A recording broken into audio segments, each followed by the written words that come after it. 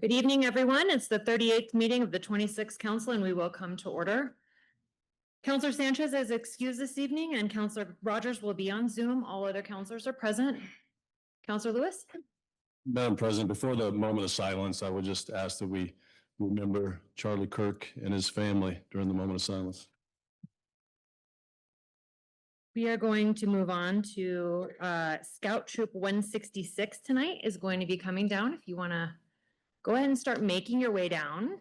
And then we will start with a moment of silence, and then you may lead us in the Pledge of Allegiance in English, and for those of them and anybody who knows it, followed by the Pledge of Allegiance in Spanish. Give us just a minute for that moment of silence.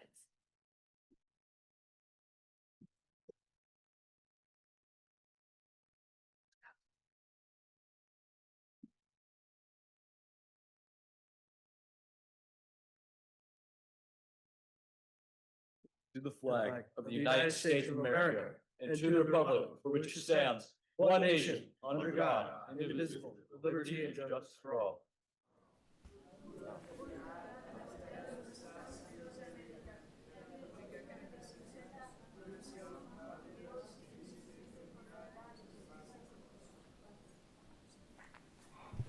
That was some really good surround sound tonight. Scouts, we really appreciate you being here and taking time out of your night to be a participant in the City Council meeting. Thank you for leading us in the pledge. Civic Plaza parking passes are provided for members of the public. You can obtain a parking pass from council staff at the table near the chamber's entrance. Members of the public, city staff, and the media have the ability to view this meeting in person and on live streams through 4 different platforms: GovTV on Comcast Channel 16, the GovTV website, YouTube, and Zoom webinar. The live streams can be accessed from most smartphones, tablets, or computers. Also, this meeting is closed captioned, and you may enable the closed captioning services on your television or device at this time. The video recording of this and all past council meetings will remain available for viewing at any time on the City Council's website.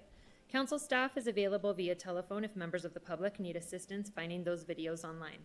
Please call 505-768-3100 for assistance during business hours Monday through Friday, 8 a.m. to 5 p.m. The council will take a break at approximately 7 p.m. this evening if needed. With regard to decorum in the chambers, we want tonight's proceeding to be as civil and respectful as possible. Please do not make any personal attacks, and please no applause, snapping, or other outbursts during the meeting. I will provide one warning to anyone causing a disruption. Upon the second or continued disruption, that individual will be asked to leave the chambers, and if necessary, security will be asked to escort that person out of the chambers. Such removal from the council chambers will be in effect for the remainder of the meeting. If continued disruptions occur, I may recess the meeting until order is restored, and if necessary, may clear the chambers of persons participating in the disturbance. The meeting will go a lot smoother if we are respectful of one another. We're going to start with proclamations and presentations. Councilors, I move that the rules be suspended for the purpose of allowing more than 2 proclamations this evening. There are multiple seconds, and we are going to take a roll call vote. Councilor Baca? Yes. Councilor Champagne? Yes. Councilor Peoplecorn? Yes. Councilor Grau? Yes. Councilor Lewis? Yes. Vice President Pena? Yes. Councilor Rogers? Yes. President Bassan? Yes. Passes on an 8-0 vote. We'll start with Councilor Baca and your proclamation. Thank you, Madam President. Proclamation recognizing the 40th anniversary of HopeWorks, providing services to homeless and near homeless population in Albuquerque, New Mexico. Accepting this evening is Heidi Schultz, the Chief Executive Officer of HopeWorks.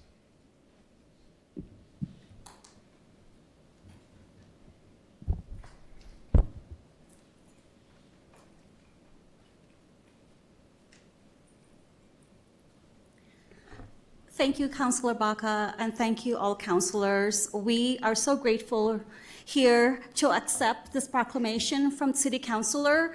I have my team here. We have James Freeman, Executive Committee from our Board of Directors, Vince Speen, he is our clinician, Chris, who is our case manager for our behavioral health team, and our clinical director, Noel. So we just want to say thank you, and we thank you, Council, and the City of Albuquerque for funding us for the last 40 years. We have been providing services from day shelter outreach to permanent supportive housing to our unhoused population and near unhoused population in our community. And we also provide behavioral health services. So the only service that we don't provide at HopeWorks is overnight shelter. But we provide, like I said, all of those services in our community. Thank you very much. Thank you, Ms. Schultz, for being here. Counselor Baca, if you want to read the proclamation. Thank you, Madam President. So whereas November 2025 marks the 40th anniversary of HopeWorks providing services to the homeless and near homeless population in Albuquerque, and whereas HopeWorks was founded in 1985 by the Episcopal community to address the pressing needs of individuals experiencing homelessness in Albuquerque, beginning with the simple yet vital act of providing meals, and whereas over the past 4 decades, HopeWorks has evolved to meet the increasing complexity of homelessness by implementing a comprehensive whole person approach that includes housing, mental and behavioral health services, and community support. And whereas HopeWorks is now one of the largest homeless service providers in New Mexico, serving over 8,500 individuals annually, including men, women, and children, through its wide range of nationally recognized programs. And whereas HopeWorks operates as a community mental health center offering inclusive and trauma-informed services such as outpatient therapy, medication management, psychosocial rehabilitation, and case management, regardless of a person's housing or insurance status. And whereas the organization's housing programs, including permanent supportive housing, project-based vouchers, and the opening of Hope Village in 2021, provide not only safe and stable shelter for those in need, but also wraparound support with 24/7 staff and on-site care.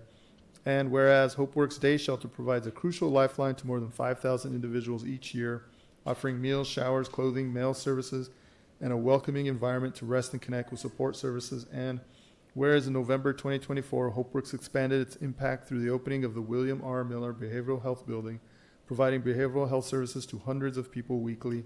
And whereas HopeWorks recognizes that homelessness is not an individual failure, but a community challenge, one that must be met with compassion, sensitivity, and love at its core. And whereas HopeWorks continues to honor the resilience and dignity of every person it serves, creating a more just, loving, and supportive community for all. Be it proclaimed that the council, the governing body of the city of Albuquerque, hereby proclaims September 25 in honor of HopeWorks 4 decades of service, compassion, and commitment to addressing homelessness and behavioral health in our community. Thank you. Thank you. If you all would like to come up. Mr. Freeman, did you want to say a couple words? Madam President, I intend to be brief. First, I'd want to really thank Council Services, Stephen Chavez, Abby Stiles. A lot of people think there's a proclamation ferry. There actually is not. They do a tremendous amount of work over there. I want to thank Councilor Baca for his work on this. Nearly a decade ago, I found myself precariously housed and homeless here in Albuquerque, and I found the most incredible, loving, compassionate group ever at HopeWorks. And nearly a decade later, I'm still able to contribute to that agency. It's the honor of my life. Thank you. Thank you. If you all want to go ahead and start coming through here, we'd be happy to shake your hands. Thank you for all of what you do.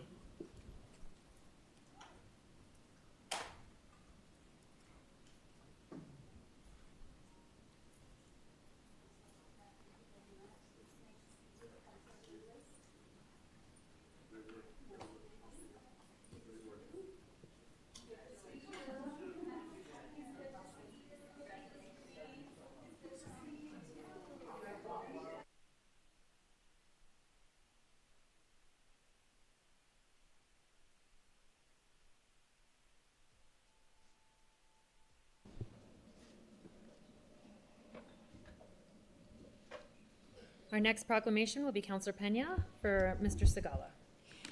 Thank you, Madam President. This is for Mr. Tony Segala. Accepting the proclamation this evening are his daughters, Antoinette, Kathy, Katrina, Brandy, hi Brandy, and Krista.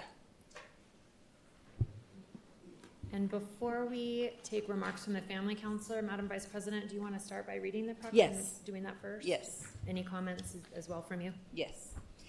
So I'm going to start with the proclamation. Welcome you all. Hi. Hello. Whereas Anthony Tony Segala's years of dedication, determination, and skill earned him the rank of one of the top 10 mixed martial artists in the world of professional kickboxing, and whereas Tony, a native New Mexican, has been recognized nationally by the USA Boxing for his contributions to the local boxing community, LBC 42, and whereas USA Boxing, LBC 42 have instituted the Tony Sigala Memorial Coaches Award, recognizing coaching excellence and dedication in martial arts, with Tony as the inaugural recipient. And whereas Tony demonstrated unwavering compassion for his community by providing training and services for anyone who had the will to train, no matter their background or economic means. And whereas thousands of Albuquerque youths, adults, and seniors have trained with Tony and Segala's mixed martial arts for over 40 years. And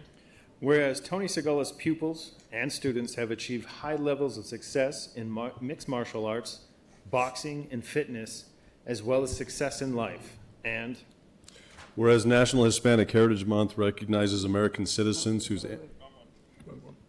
Oh, sorry about that. That'll be next. Whereas Tony welcomed people from all walks of life, ages, sizes, and backgrounds to his training, instilling self-confidence in mind, body, and spirit. And whereas the Albuquerque community and the Miss Martial Arts community lost a dedicated leader and friend, Tony Segala, on August 23rd, 2025. And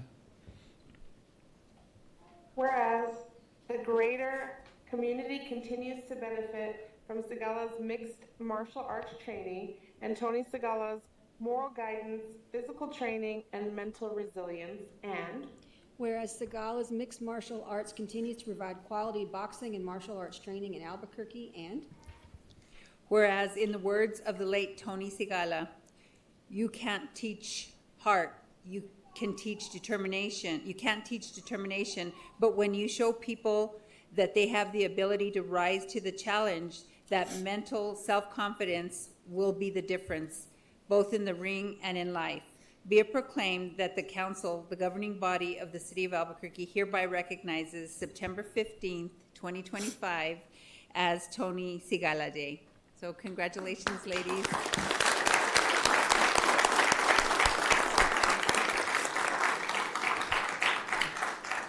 And if you want to say a few words, you're more than welcome to. I want to thank you, Councilor Pena. My dad's been a big part of the West Side, and it's funny because we keep hearing stories when we're going through this hard time that fills our heart. He's trained many people from Art de la Cruz, from grandkids. We have 4 generations in our gym. And throughout the time, me doing the books with my dad, and it's a funny story. I told him, Dad, how can we have 10 cleaning ladies? They can't afford it. It's fine. We'll figure out a way. He's been around since 1970, and we've kept the doors open with 10 cleaning ladies. And me and my sisters, we will continue that legacy on from my dad, pushing through, keeping kids off the streets. No matter what's going on in life, they have a place to come to do homework, tutoring. We've always pushed these kids to the next level, and we'll continue that. With the numbers here, you can see this is just half of it, not even half. We will continue doing that. Young kids, pushing, being bullied, learning how to walk through it. My dad always said, I'd rather them freak out in the gym than in the streets because they have the confidence they need to succeed in life. And we will continue that. Thank you so much for this opportunity. Mr. Thank you. This is our brother. We never wanted, but we got stuck with it. Thanks. Thank you, everyone. I first started at Segala's about 20 years ago. Started with my son when he was 10. And he stopped after a year, and I kept going. So I've been there almost 20 years now. I got my black belt about 20 years ago, and I've been helping teach since then. I've just being with Mr. Segala, he was still coaching me even after 20 years. Every punch and every kick thrown, he would always have a comment, and it was always good advice. And he was always direct with his coaching, and he didn't have a filter, and if it was good or bad, he'd let you know, as they all know. He was always helping make every boxer and every fighter better, and as better humans as well. He helped a lot of people in this city, and it still amazes me when I'm out with my Segala's shirt or with my Segala's jacket. Somebody always comes up and says, I went to Segala's, and how is Mr. Segala doing? And so it's going to be hard when people see that now. I want to thank you all for this amazing recognition, and it means a lot, and we all appreciate it very much. Segala's students, could you please stand? Thank you. Thank you very much.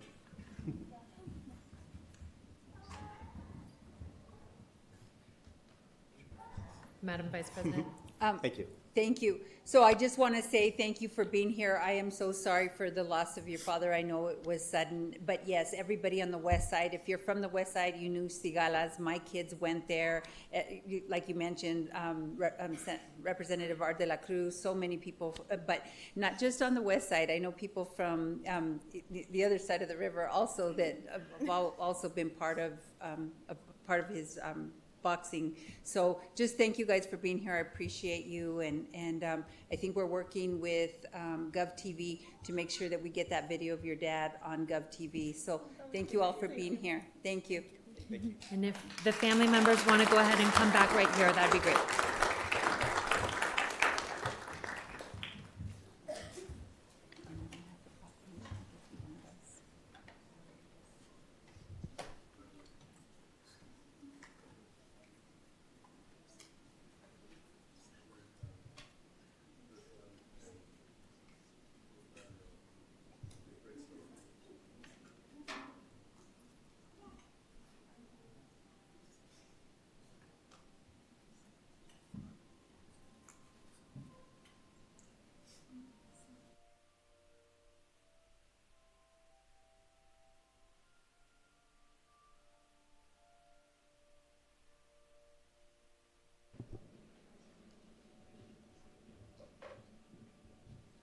And Madam Vice President, I'm going to be under the impression that you're going to make sure that they get that proclamation in just a little bit. Yes, I think maybe Lane has the proclamation, but if not, we will definitely get it to you, Brandy. Yeah. Thank you so much for being here.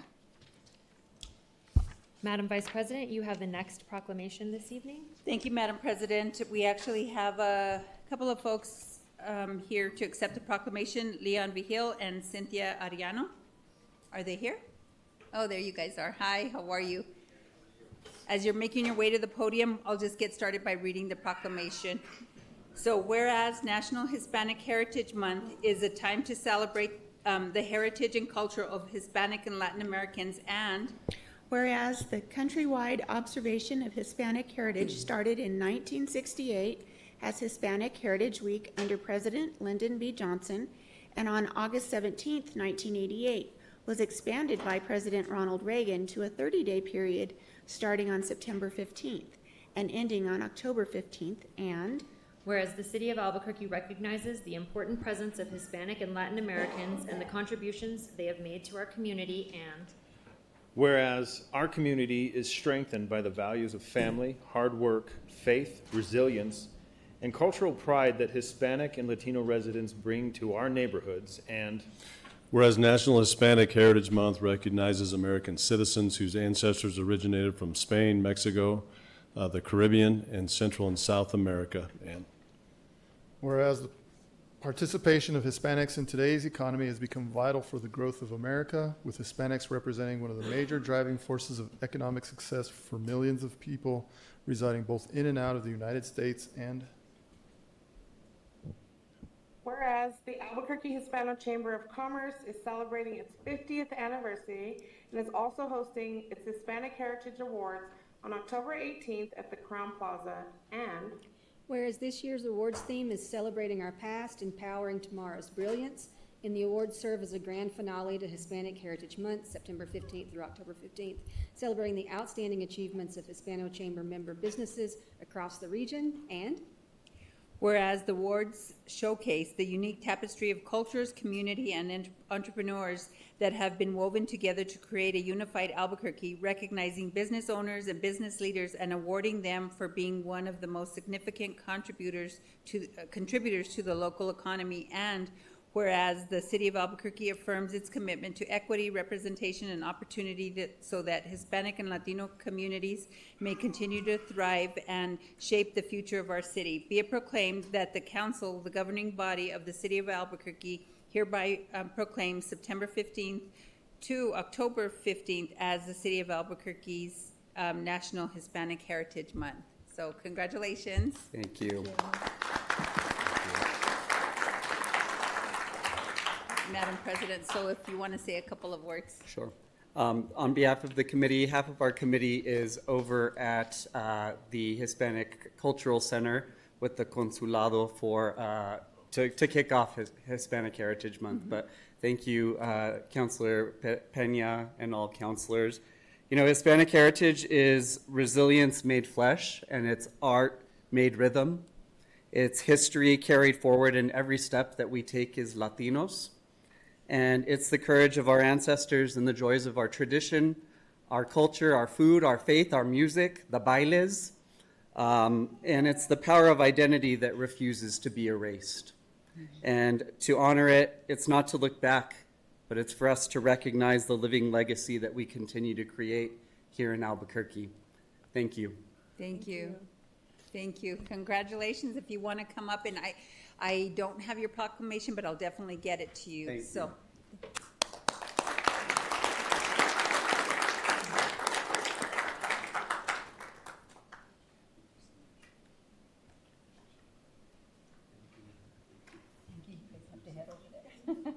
Thank you.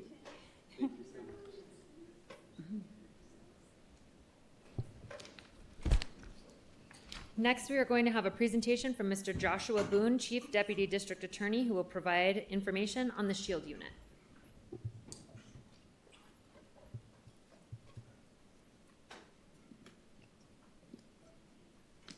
Maybe?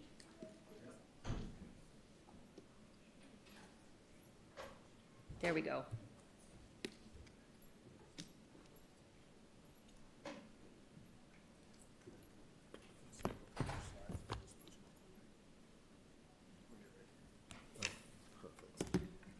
Madam President, thank you very much. I appreciate your time. I was asked to come today, and hopefully I don't bore you all too much with this, on behalf of the Albuquerque Police Department and as a representative of the District Attorney's Office as the Chief Deputy District Attorney. One of the things that was asked of us is to come present to the council about the importance of the SHIELD unit and the work that the SHIELD unit has done. Obviously, I'm assuming all of you guys are looking at this, but one of the things that we always talk about when it comes to prosecution of cases, it's not just the work in court that the attorneys are doing or the officers and detectives who are out in the field investigating these, but it's the paralegals and it's the legal assistants and the secretaries who are providing the crucial discovery. And it's not a fun topic, it's not a glorified topic, and certainly if it was, NBC would have already made a show about Law and Order Discovery Team, okay? But they didn't. But it's vitally, vitally important when it comes to prosecution of cases. What you're looking at is a very quick timeline of what we were looking at. When the prior district attorney's administration came in, he was dealing with an 8,000 case backlog of felony cases.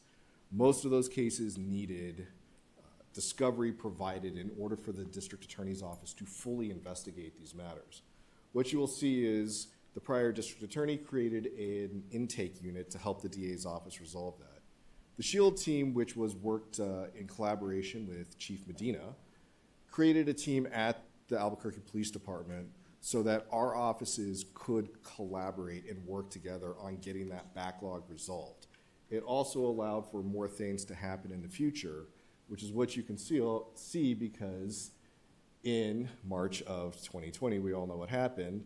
The pandemic hit and everything became a lot different. We had to adapt very quickly, and both of our agencies were able to do that.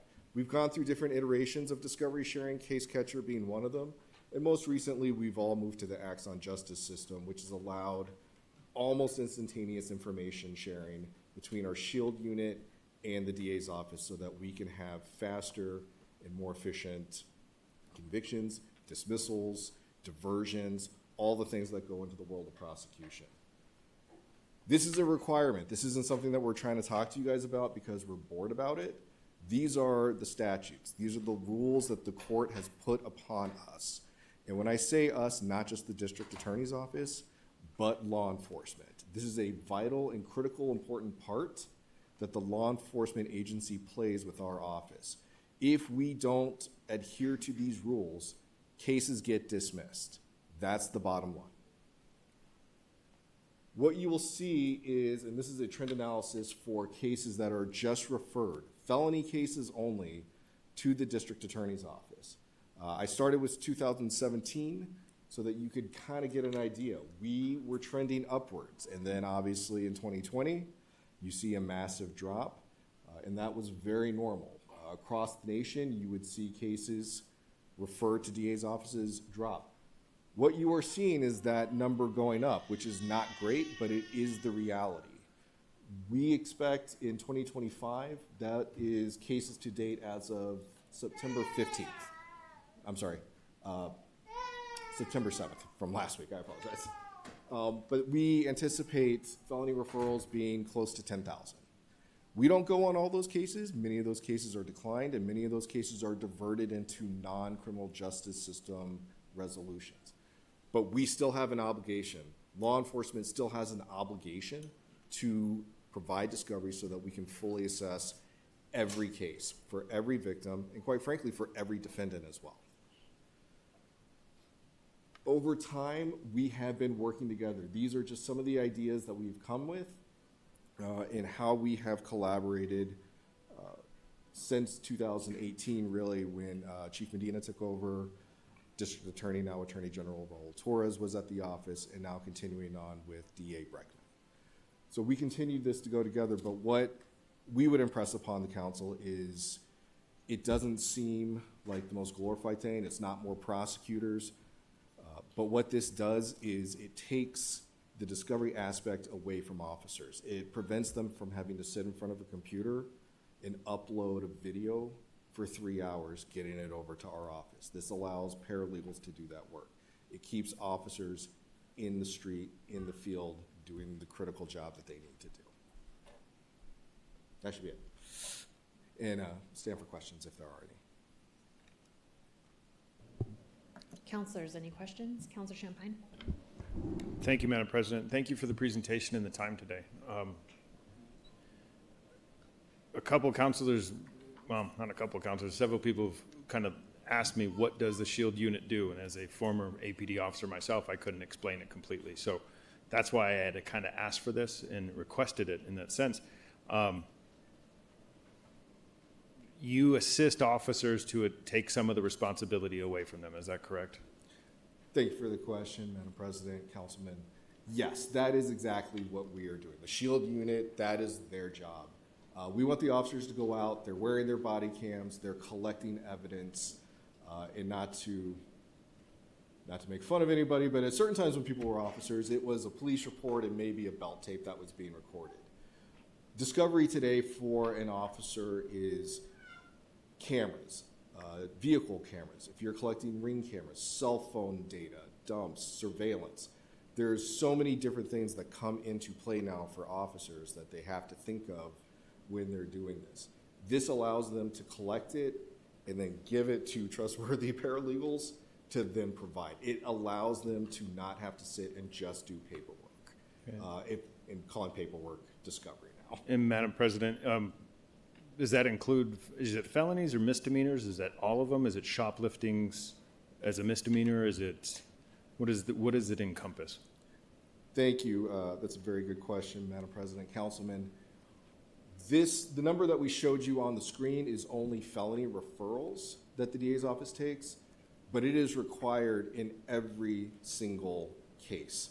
So if you want the basic numbers on average, and this includes for taking into account the dip of 2 years during the pandemic, on average since 2017, officers are also required to provide discovery for 7,400 officer prosecuted CR non-record cases, approximately 4,000 domestic violence cases every year, and approximately 2,300 DWI cases every year, all misdemeanors. It does not include, however, every traffic offense, and I didn't have time to pull that number for the council, but add in roughly another 10,000. Madam President, so are you able to put that chart back up as far as the police? Thank you, Mr. Kara. So the SHIELD unit preps for traffic arraignment cases as well? Is that what you? The SHIELD unit is not currently required to do that, but part of the SHIELD unit is the Court Services Division, which Alicia Farley also oversees. they are required to do that. Okay. Madam President, thank you for the felony. Felony cases are normally put together by the detectives that do it, or normally, correct? It's not necessarily a patrol officer that puts a felony case together. It's subbed out to a detective in an appropriate department. Is that still going on that way?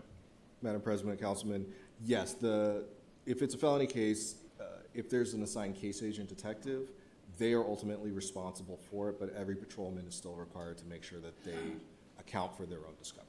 Okay. And Madam President, does the SHIELD unit assist that detective in the sense to put that case together? Or is it just kind of the field officers that they assist? Madam President, Mr. Kaufman, yes, the SHIELD unit does assist because the DA's office will often have multiple requests for further discovery that we will want them to go out and get that maybe was not collected the first time.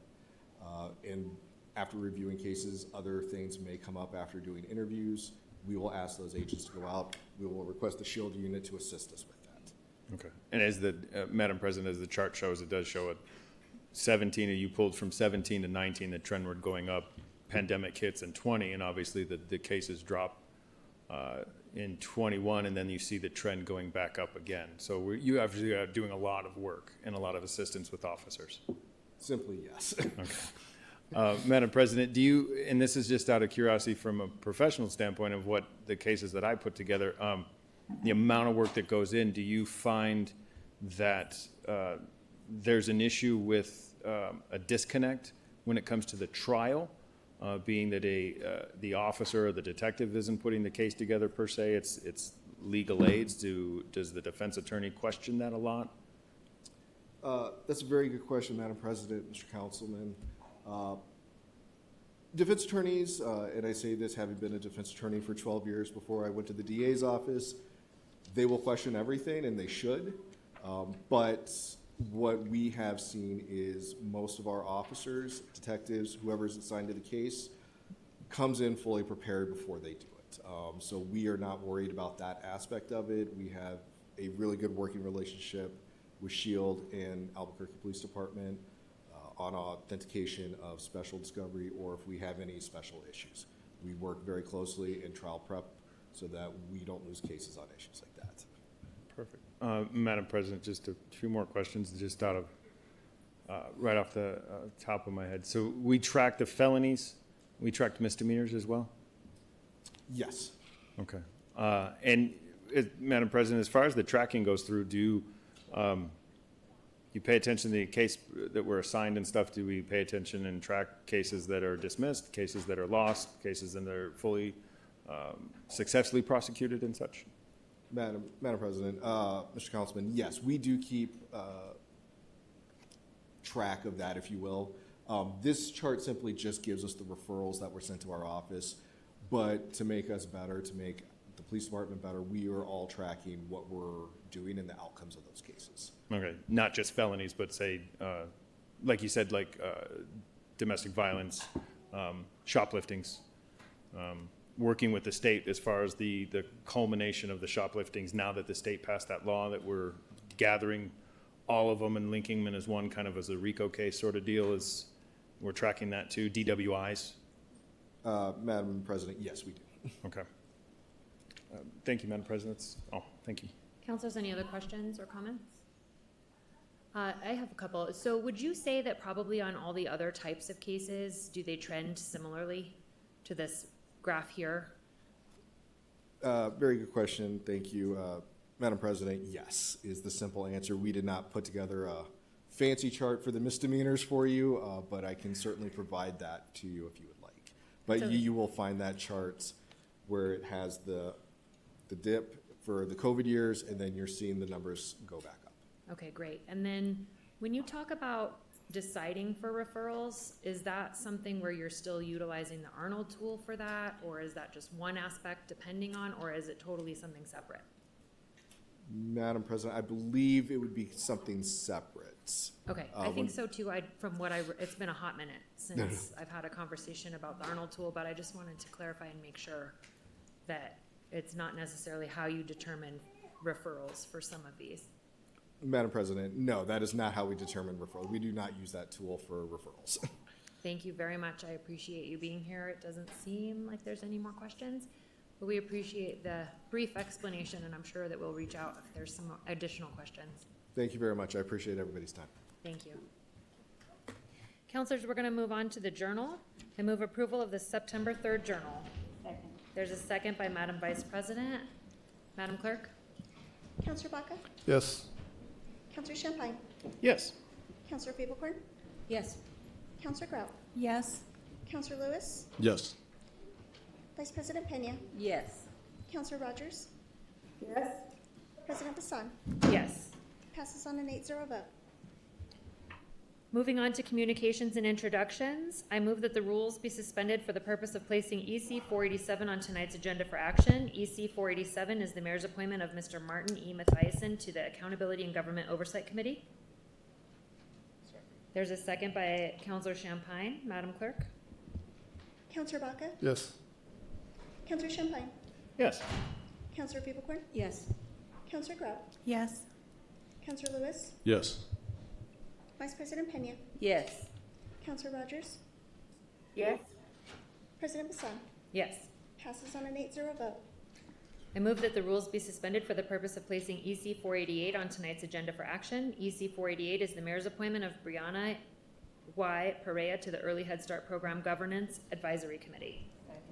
There's a second by Madam Vice President. Madam Clerk? Counselor Baca? Yes. Counselor Champagne? Yes. Counselor Fablecorn? Yes. Counselor Grout? Yes. Counselor Lewis? Yes. Vice President Pena? Yes. Counselor Rogers? Counselor Rogers? Yes. President Bassan? Yes. Passes on an 8-0 vote. Counselor Grout? Madam President, I move to suspend the rules and pull R-179 out of the Finance and Government Operations Committee and place it on tonight's agenda for action. R-179 is establishing a continuing sobriety housing voucher pilot program for individuals experiencing homelessness, directing the Department of Health, Housing, and Homelessness to develop a plan to implement a pilot program and report on outcomes. Second. There's a second by Madam Vice President. Madam Clerk? Counselor Baca? Yes. Counselor Champagne? Yes. Counselor Fablecorn? Yes. Counselor Grout? Yes. Counselor Lewis? Yes. Vice President Pena? Yes. Counselor Rogers? Yes. President Bassan? Yes. Passes on an 8-0 vote. Counselors, are there any other changes to the letter of introduction? Seeing none, I move approval of the letter of introduction. Second. There's a second by Madam Vice President. Madam Clerk? Counselor Baca? Yes. Counselor Champagne? Yes. Counselor Fablecorn? Yes. Counselor Grout? Yes. Counselor Lewis? Yes. Vice President Pena? Yes. Counselor Rogers?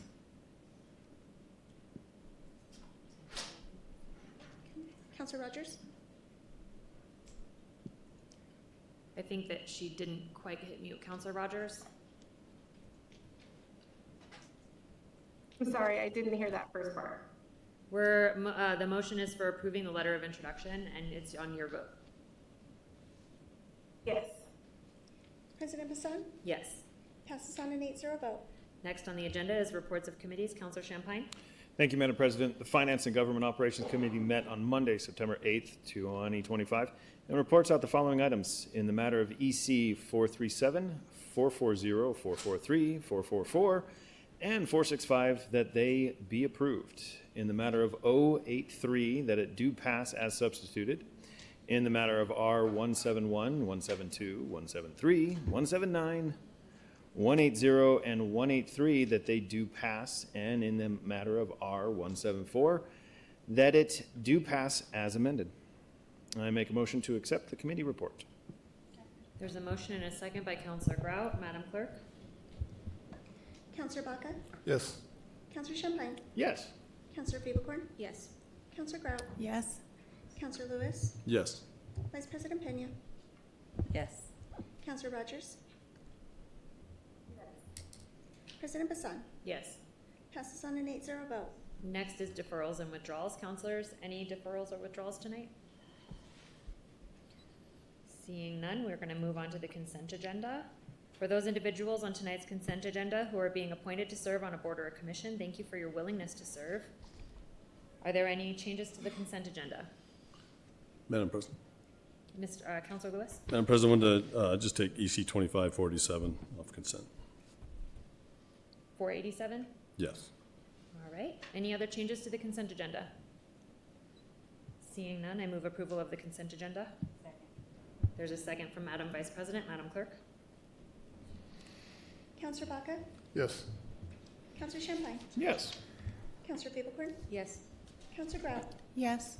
Counselor Lewis? Yes. Vice President Pena? Yes. Counselor Rogers? Yes. President Bassan?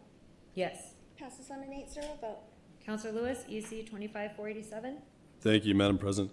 In this appointment, I know this is the mayor's appointment, and certainly, I mean, the council, I think just recently appointed someone to the AGO as well, and this person seems well qualified. I guess I just wanted to ask about the timeline. I mean, I wrote a letter to the chair. I didn't hear back specifically. I didn't hear back from the chair on this committee, but just wondering if maybe the mayor's appointment to this committee, the mayor has a appointment that serves as a non-voting member, and if that person wanted to comment, or I think Mr. Willer, you're an alternate on that committee as well. Again, just for the sake of the public and a lot of interest around this committee and some of the investigations that they've been reviewing, that the Inspector General have given them over the last year. Just wanted to, maybe an update regarding the timeline of their next meeting. This committee is supposed to meet 4 times a year. They could actually meet once a month if they wanted to, and those decisions are up to the chair. But I wondered if the administration's appointment would want to comment specifically on the timeline as far as the next meeting, as far as reviewing these investigations over the last year and when they would be released. Madam President, Councilor Lewis, Carla Martinez, our associate CAO, serves as our representative, non-voting member of the AGO, can speak. As you know, Council President is also present, so I want to make sure that I'll let them speak to the current circumstances. Madam President, Councilor Lewis, I have been the appointee since Kevin Cicero, I always have a hard time saying his last name, retired. So I've been there for a few months. My understanding is the next meeting is scheduled for late October, but there's discussions about potentially having a meeting before that to address some of the reports. Okay. And then would you want to comment just on the timeline of some of the investigations that the committee hasn't released yet? Madam President, Councilor Lewis, so we have been in discussions with the acting Inspector General. He is currently working on a few of those reports and intending to get them out shortly, but my understanding is he's doing sort of a rolling release of the remaining 6 reports. Yeah, and there, Madam President, there are investigations, though, that the committee's had for a good amount of time, for several meetings, and then I understand there was a review done, and that review was completed. Did the committee review that review in the last committee meeting that you had? Madam President, Councilor Lewis, so that report has been discussed with REDW, who is the firm that has done the quality review, and it is currently in draft form, and my understanding is they will be releasing it shortly. Okay, so they're required to be released according to the code 15 days after the committee meets to talk about it. So are some of those, to your understanding, beyond that 15 days from the last meeting that they were discussed? Madam President, Councilor Lewis, I can't comment on that because I wasn't a member, an ex officio member of the committee at the time, so I would not want to comment on that. I was not there at the time. Yeah, and Madam President, and I honestly I wouldn't expect you to. I just I know you're not a spokesperson for the committee, and you don't make decisions on the committee, which is fine. I mean, it's a part of our process. And so really even asking you these questions, I mean, you're gracious enough to talk about it, but I know that those decisions are from the committee, and they make those decisions and they vote on them. So I guess I go back to maybe the administration if there's any concern about that the committee has not released some of those investigations, and even a review that was done after to review those investigations, and then there's been a meeting, and that 15 days, we're beyond that 15 days, and so again, this is a committee that we set up, and it seems like they're beyond the code as far as the requirements of when those would be released. And so, I mean, would the administration want to comment on that as far as any concern about that in that regard? Madam President, Councilor Lewis, what I can tell you is in the time that I have sat on the committee, I have been impressed with the quality of the committee members, and I think that, again, I can't speak to the conversations that happened in previous meetings that I was not in, but it's my understanding there was concerns surrounding the quality of those reports, and hence the request by REDW to do the quality analysis. And so I think the committee has been very thoughtful in their approach, and they want to ensure that they are receiving the most transparent and quality produced reports possible, I think is their intentions. Yeah, and Madam President, I have no doubt about that. I mean, I believe very good quality people that are on this committee. But and obviously with the public, I mean, it does raise some questions that it's not about, and it's good. It's good that the committee's taken its time and made sure that they've done their due diligence. But there is a requirement with our code that set this committee up that those investigations be released, and it doesn't say that they should be released after there's been extra reviews on it. I mean, those are all good things, and I'm glad we did. But it's not as much about what's again, when these are released, it'll be great for the public to be able to read what REDW did, Red W did on it, what their comments on it, the committees, as well as the Inspector General. And I think that's what's important right now. It's regardless of what it says, it's at some point those documents are owned by the public, and the code clearly says that. And so, do you know when the next meeting is scheduled? Madam President, Councilor Lewis, I believe, as I stated before, end of October, but there's discussions about having possibly a meeting before that. So in your conversations with the chair or communications that they're discussing an earlier meeting then? Absolutely, because Okay. there is an interest as well in getting these reports out because people are asking. And so it's a balance of trying Sure. to ensure that there's quality reports being put out in a timely manner. Sure. Okay. Well, thanks for the conversation about it. I appreciate it.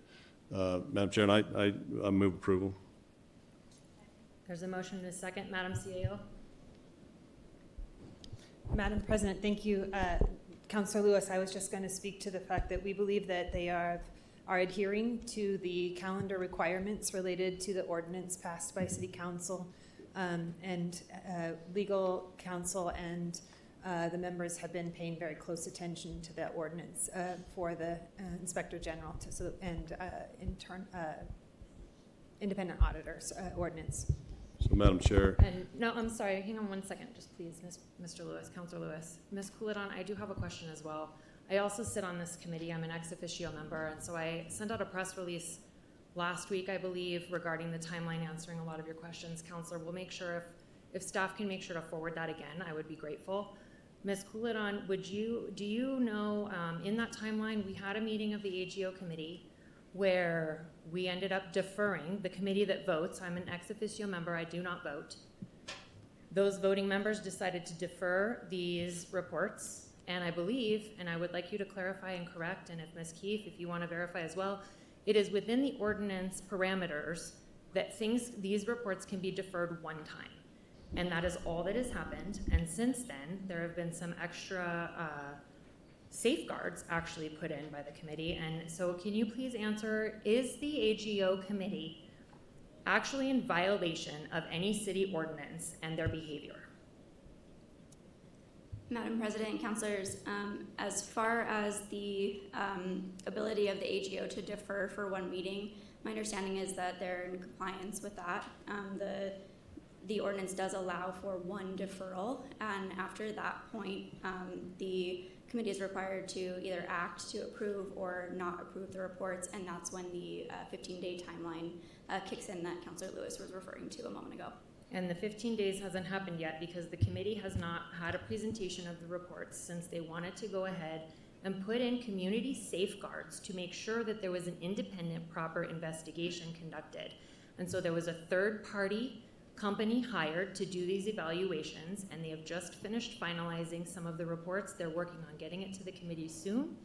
And at that point, the interim IG and the OIG office is going to be able to present these reports to the public, because I don't think anybody has delayed anything, even though it sure is seeming that it's getting accused every once in a while to not only me, who's not taking it personally, but is aggravated because there's hardworking members of the committee who are also deeply offended.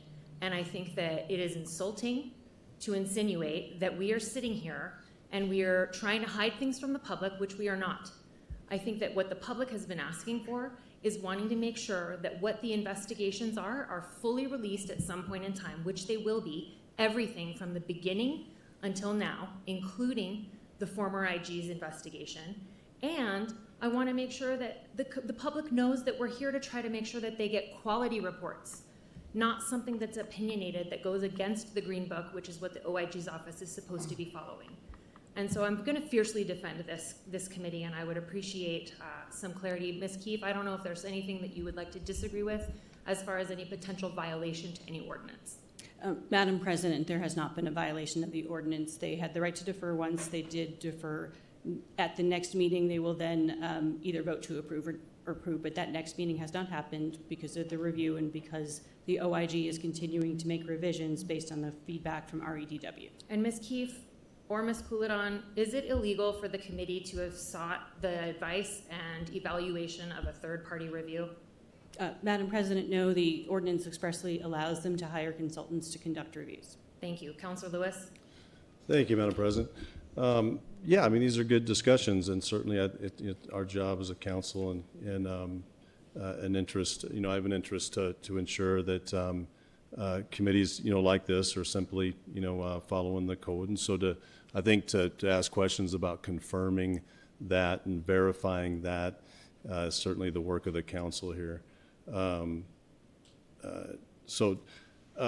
Ms. Coulidon, then and the code says the committee may elect to defer, as you said, taking action on the reports presented for up to one committee meeting, after which the city auditor or inspector shall cause the report to become a published report no sooner than 15 days from the date of the committee's last review or consideration.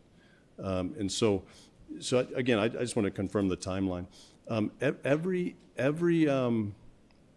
Inspector General, submitted for review to the committee several reports over the last year, and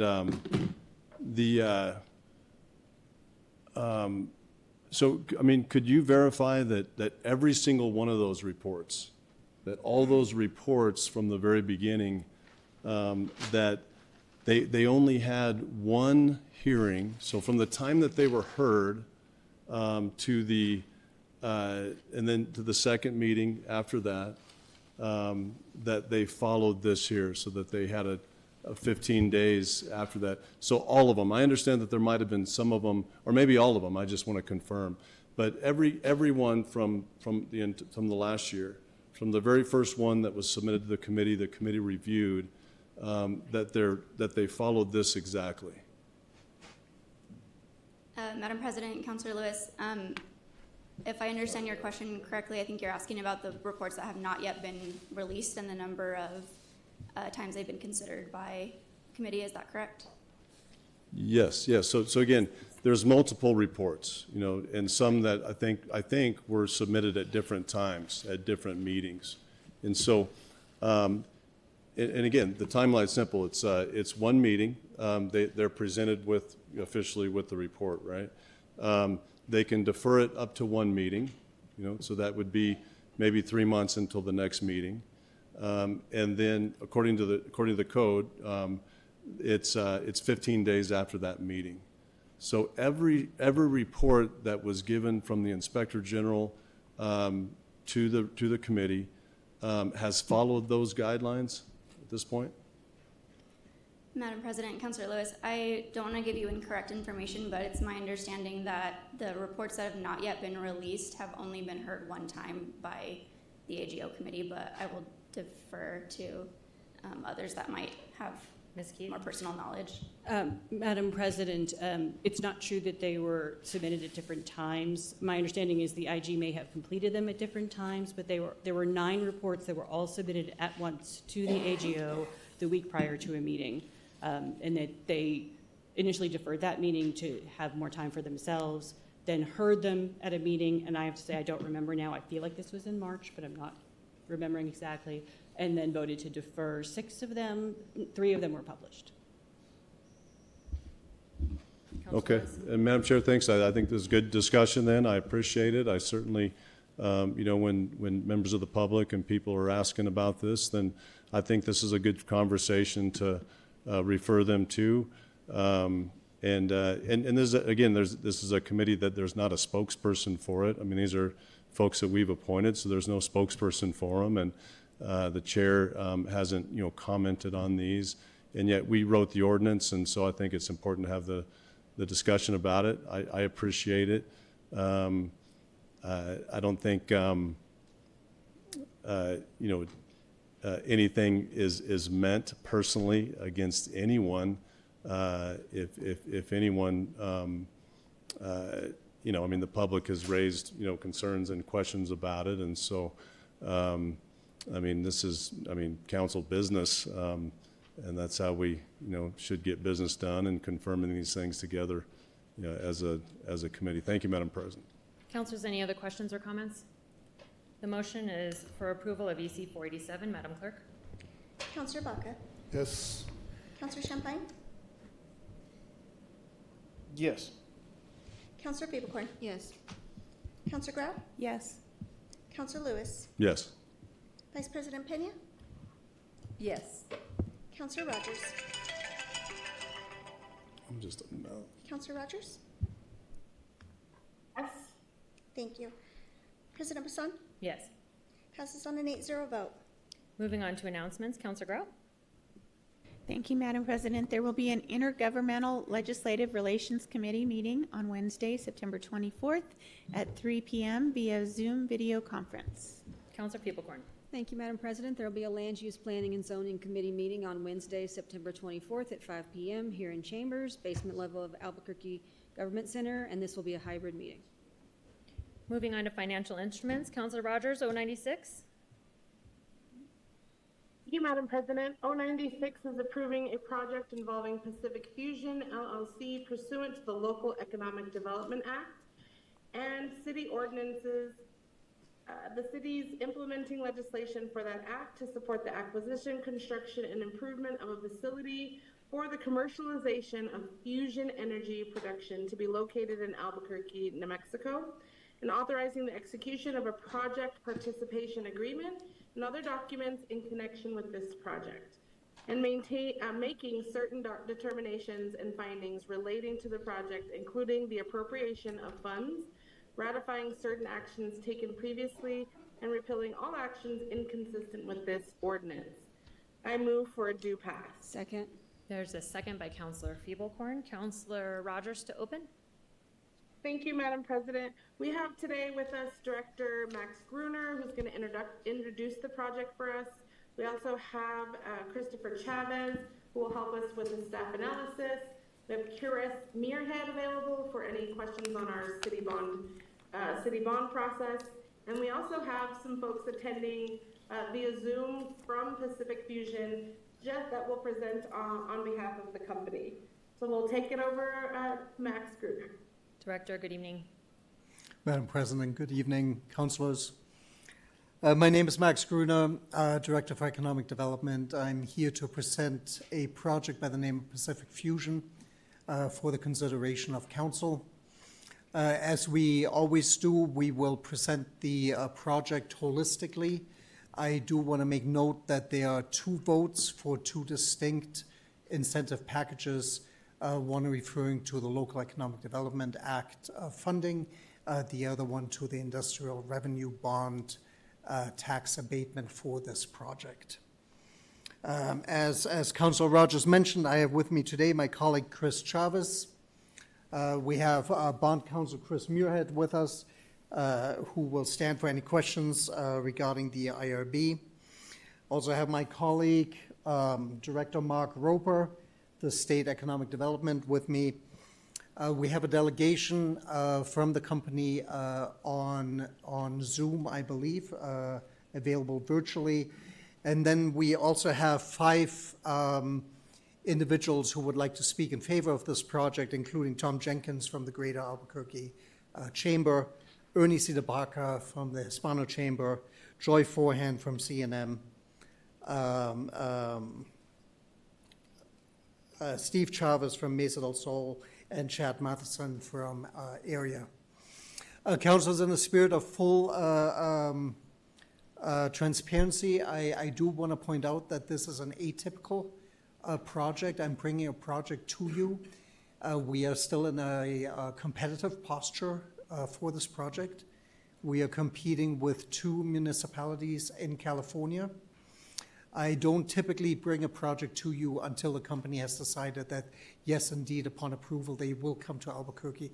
So really what we're trying to do is 2 things tonight. We're trying to review and vote on these incentive instruments, if you will. And we're also trying to signal to the board of Pacific Fusion that Albuquerque, New Mexico truly is the best host community for this project. The board of this company is meeting tomorrow. And as I sometimes use this phrase when I speak to you, in the world according to Max, I am bullish that we will get a decision by the board tomorrow. But again, the board of this company is going to vote on what is in the best interest of this company. I would also like to just take a moment, and I would like to recognize my colleague, Chris Chavez.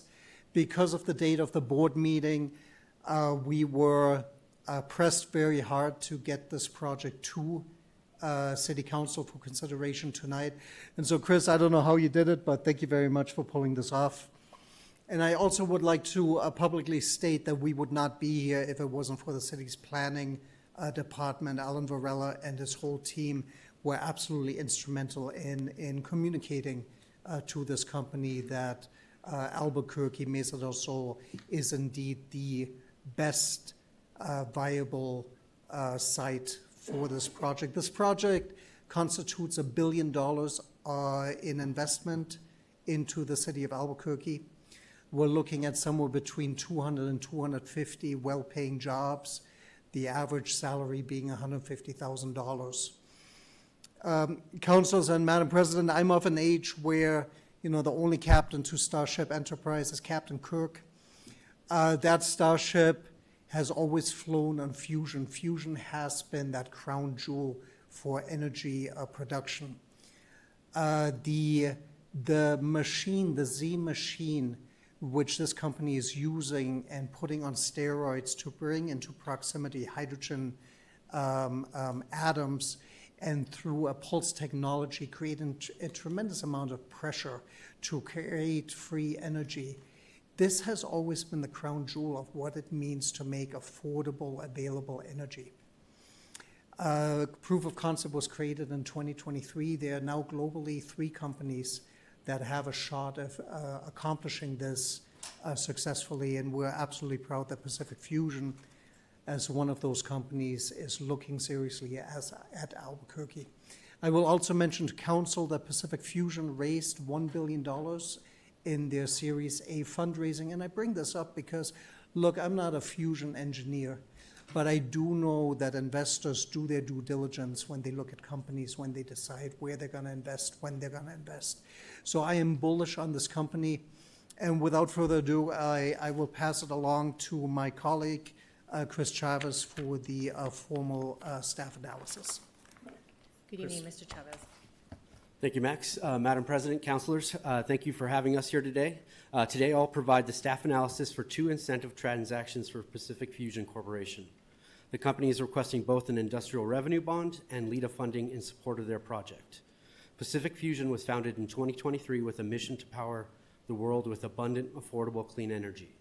In Albuquerque, the company proposes to build a 225,000 square foot research and development headquarters to house its demonstration system for its pulsed magnetic inertial fusion technology. The facility will be the research and development headquarters for the company.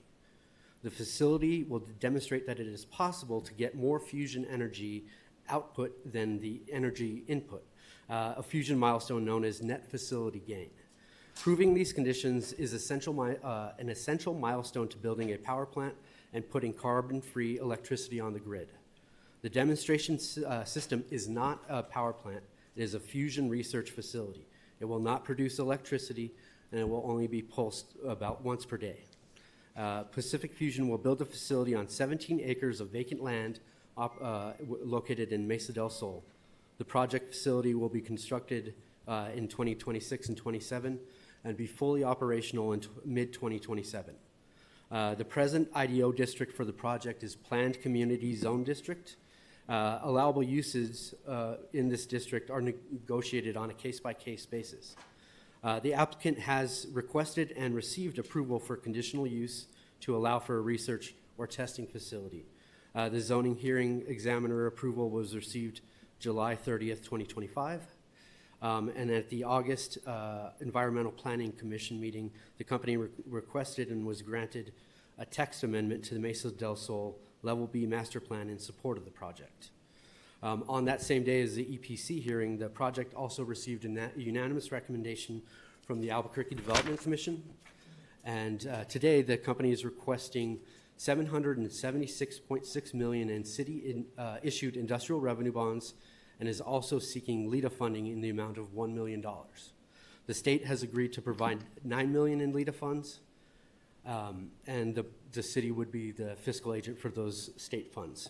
The project represents a significant capital investment of nearly $1 billion and the creation of 224 high-paying, quality, permanent jobs. The salaries for the newly created jobs range from $115,000 to $215,000, with a total net payroll of over $35 million.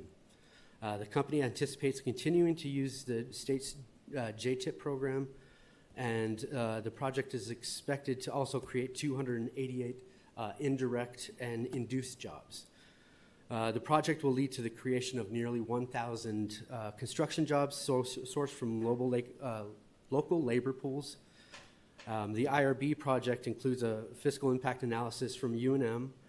The project will be exempt for up to 20 years of property taxes on land, building, and equipment. Equipment purchased from the bond proceeds is exempt from gross receipts or compensating taxes. The payment in lieu of taxes on the project is 20% on real property and 10% on personal, essentially making it an 80% abatement and a 90% abatement on personal. The fiscal impact analysis indicates that the operations related to the bond will remain tax positive throughout this bond term, totaling nearly $29 million in tax revenue by 2044. The LEDA project includes a fiscal impact analysis provided by the state. That analysis shows that the project will be making a substantive contribution to the community. Overall, the city will receive over $30.5 million in net benefits over the 10-year LEDA period.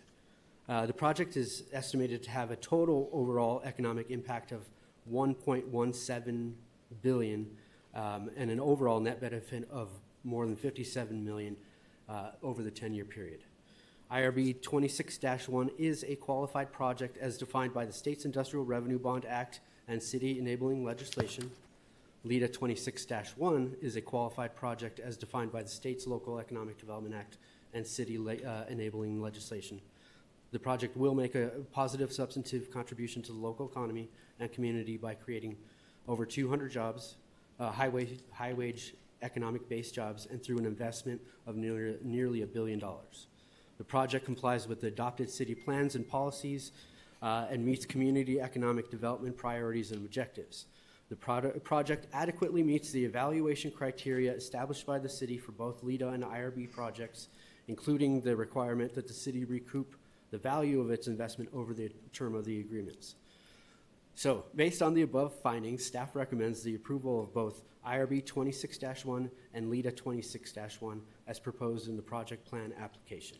Thank you. And now we have Mark Roper with the state of New Mexico, if that's okay, Madam President? Yes. Or actually, the state, and then the company. I'm sorry, what was that, Mr. Chavez? My apologies. I think that the company was ready to speak, and then Mark would be next. My That's apologies. whichever order you prefer. Madam President, why don't we have the company speak if they are available? Hi, can you hear me and see me okay? Yes, thank you. Welcome. Thank you, Madam President and members of the council for having us here today. Really appreciate it. Brief introduction on our side. I'm Carrie. I'm one of the co-founders and the chief operating officer at Pacific Fusion. Joined today by a number of colleagues. Our head of business development, Deb Perkins, is in the room. Our head of finance, Mindy Ayusen, is on Zoom. And our head of communications, Alex Doniak, is on Zoom. Before I get started, a few words of thanks. First of all, to the Albuquerque Economic Development Team, especially Max Gruner and Chris Chavez. Your tireless work has been instrumental in getting us to this point, and we are so grateful. We're also deeply grateful to Secretary Rob Black and his team, including Director Nora Sackett and Director Mark Roper, for your guidance and support throughout this process. And I'd like to recognize some of the support I know is in the room today, from Chad Matheson at Area, Joy Forehand at CNM, Tom Jenkins at the Albuquerque Chamber, Eric Contreras at the Hispano Chamber. Your support has been invaluable, and we're so appreciative of all that you've done to make this project possible. Can everybody see my slides okay? Yes, they are on the screen. Thank you. Great. To briefly introduce the company, Pacific Fusion was founded in 2023 with a clear goal: to power the world with abundant and affordable clean energy. As Max mentioned, we raised more than $900 million of capital last year. We're ahead of schedule on our technical milestones, and we have a number of important decisions ahead of us this year. At the top of that list is where we'll build our demonstration system and flagship research and manufacturing campus. We're fortunate to be backed by a wonderful set of investors and to have a wonderful team behind us already. And we're here today because we're really excited about the prospect of building in Albuquerque. There are a number of reasons for this. First, there's incredible mission alignment, as evidenced by New Mexico's commitment to clean energy codified in the ETA. And second, in making a siting decision, there's no more important consideration for us than team and talent base. Where we influence is who we hire and who we become as a business, and we're excited about the current and future applied physics and manufacturing talent base in Albuquerque. We also build directly on breakthroughs achieved at the Z facility at Sandia. Actually, about a third of our now approximately 120-person team comes from one of the national labs, and we're proud to actively collaborate with Sandia National Laboratories. And so in many ways, Albuquerque feels like a natural home for this project.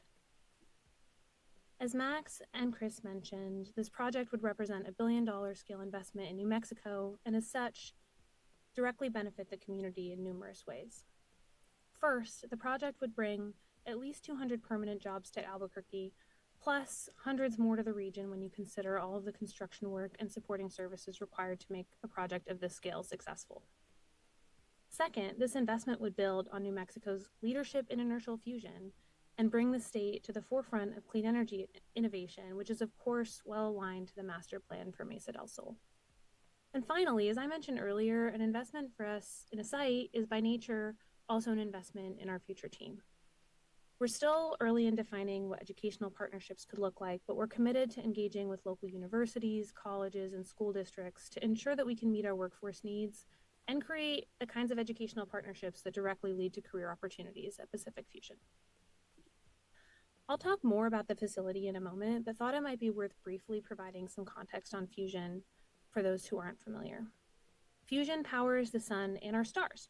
It's been the holy grail of energy for a half century because it could be an ideal power source, safe, clean, on demand, and effectively limitless. The research community has spent the last half century figuring out how to affordably burn fusion fuel, and we're closer than ever now to achieving that goal. The way it works is conceptually simple and much like what is done on the Z facility at Sandia today. Light atoms are squished together under such high temperature and pressure that they fuse and release energy. We do this in a very similar way to the Z facility at Sandia. We don't use lasers, but rather we make a big electric current, which, when run across a little bit of fusion fuel, squishes that fuel hard enough to cause fusion. And it's decades of work at Sandia and Livermore National Laboratories that have shown us that this works. We're now simply scaling this up to allow for the production of clean, firm power. The demonstration system that we hope to build at Mesa del Sol is a research and manufacturing facility, not a power plant. It won't have noise or vibrational impacts on the community, and it won't deliver power to the grid. It will show that fusion reactions can create more energy than they consume, and thus pave the way for a fusion-powered future. The site we're exploring is at Mesa del Sol. You can see some renders of the facility here. As mentioned, it's a research facility, not a power plant, and it's designed to have minimal impact on the environment. Our water use is about half that of a commercial building of similar size, and we require only about 3 megawatts of capacity from PNM, which PNM will be able to provide. Nothing is more important to us than safety. Because small quantities of radioactive material are commonly used for research and medical purposes, the state of New Mexico has developed a robust regulatory framework that also applies to us. In order to begin operations with tritium at our facility, we will need to obtain a license from the New Mexico Environment Department's Radiation Control Bureau, just like any hospital or research facility would. That license will regulate all aspects of our operations, including transportation and storage of materials and handling of waste. Finally, transparency and community engagement really matters to us. We've learned that trust is earned through consistent presence and listening, particularly for a project of this scale. And over the last few months, we've really enjoyed meeting with many members of this community, spanning government, business, education, and nonprofit. We'll continue to do so in the months and hopefully years ahead. And we also have a project website at newmexico.pacificfusion.com where residents can ask questions and where we'll be posting project updates. Finally, I just want to reiterate my thanks to the many of you who have taken the time to get to know us so far. Max and Chris on the city side, Secretary Black, Director Roper, and Director Sackett on the state side. Madam President and councilors, thank you again for your consideration. Thank you so much. And now I think Mr. Roper.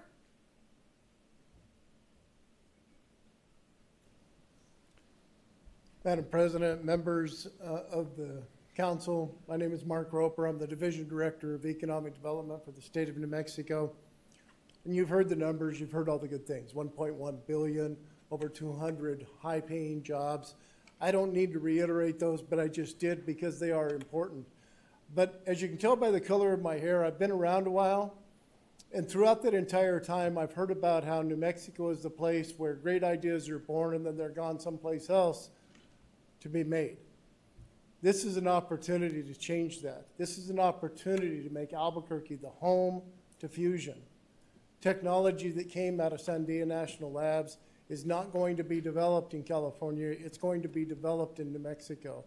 It's our opportunity to make a difference, not now, but into the future and into future generations, create new career paths for our children, for our grandchildren in this technology of the future that's been dreamed about for over 50 years. It's our opportunity to make a difference and taking something that started in New Mexico and keeping it in New Mexico. I'm not going to take up a lot of your time. You've heard all the positive numbers, $1.1 billion in economic impact. This is our chance to put a stamp on something that's going to be truly New Mexico and the home to New Mexico. Thank you for your consideration. Thank you very much. Before we go to questions from counselors or any additional comments, let's go to public comment, please.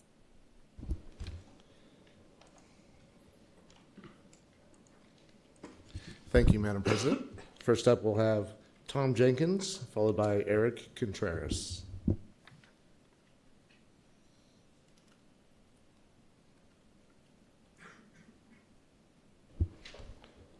Hello, this is Tom Jenkins, and good evening, councilors. I'm chair of the Economic Development Team with the Greater Albuquerque Chamber of Commerce, qualifying broker for REA Real Estate Advisors. As has been stated, Pacific Fusion is pursuing one of the most important energy breakthroughs of our time, creating more energy from nuclear fusion reactions that it consumes. This is not a power plant, it's a safe, quiet research facility, fully compliant with environmental and safety regulations. As stated, it represents over $1 billion investment, bringing 200 permanent jobs, hundreds more in construction, and an estimated $1.2 billion economic impact, including $57 million in direct benefits to the state, county, and city.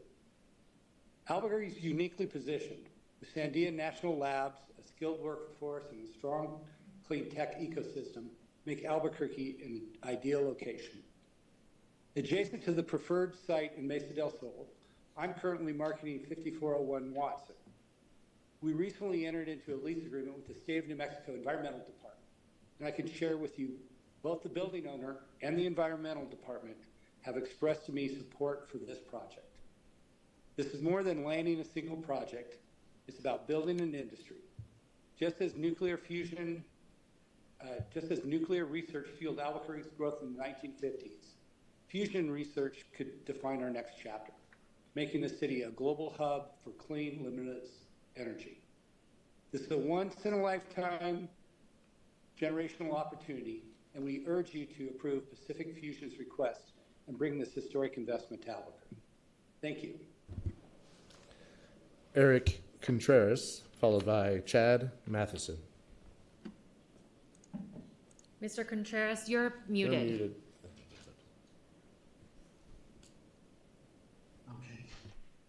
Madam President, City Councilors, thank you so much for having me. My name is Eric Contreras, and I'm the Director of Business and Community Development here at the Albuquerque Hispano Chamber.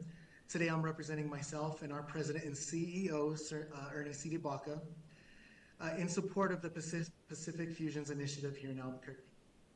The Albuquerque Hispano Chamber of Commerce's mission is to promote economic development and to enhance economic opportunities and to provide business and workforce education, with an emphasis on Hispanic and small business community in Albuquerque, New Mexico.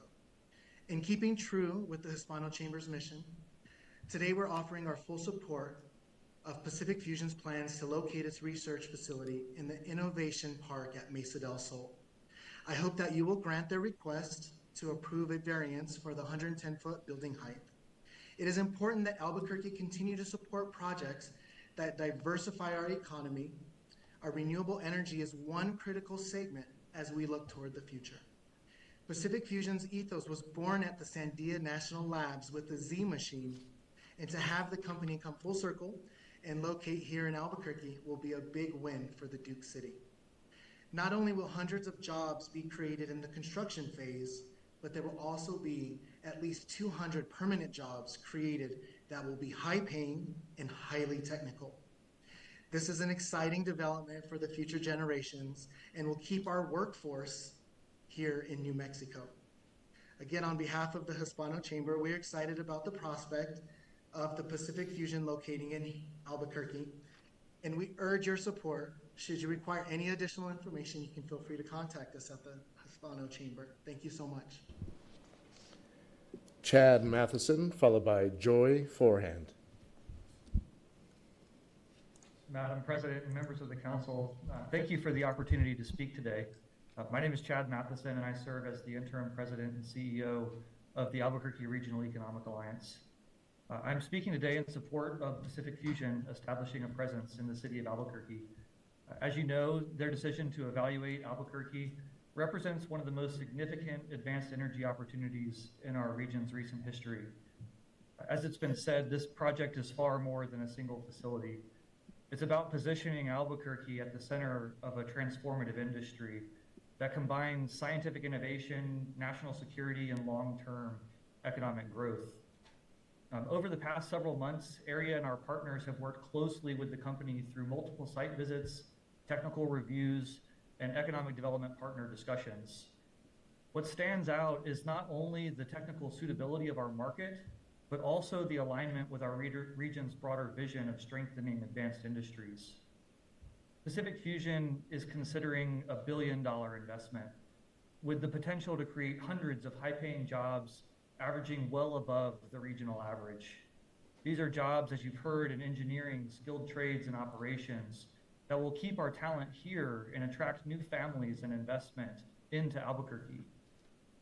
It also means recognizing that a project of this scale has ripple effects that support local suppliers, creating demand for housing and services, and showcasing Albuquerque as the location of choice for next generation innovation. Madam President and members of the councils, thank you for your time and for your leadership in helping move opportunities like this forward. Area has been a proud partner and looks forward to the continued success of this project landing in the region. Thank you. Joy Forehand.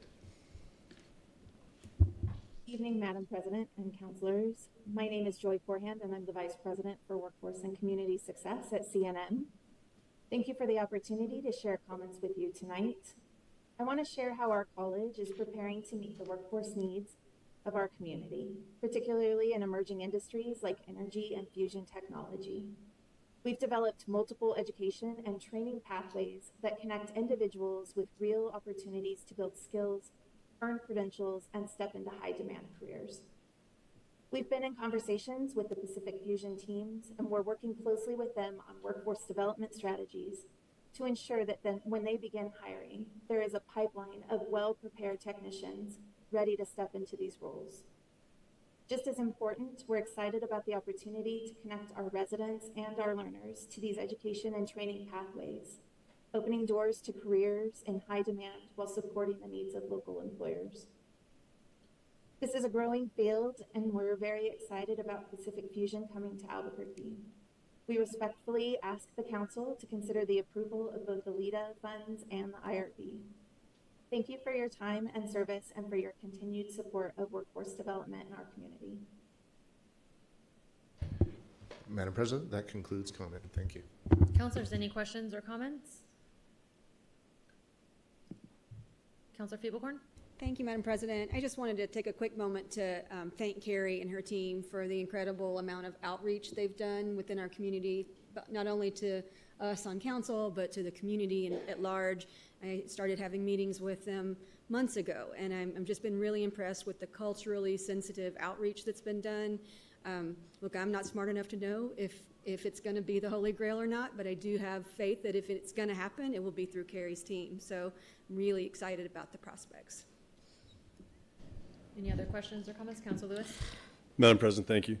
Again, thank you for all the time and conversations and just to be able to have the opportunity for a company like this to be able to invest in our city is a great opportunity for us. I'm a big fan, and I believe that the potential for the product and everything and the jobs and all this, I think, would be a great benefit to our city.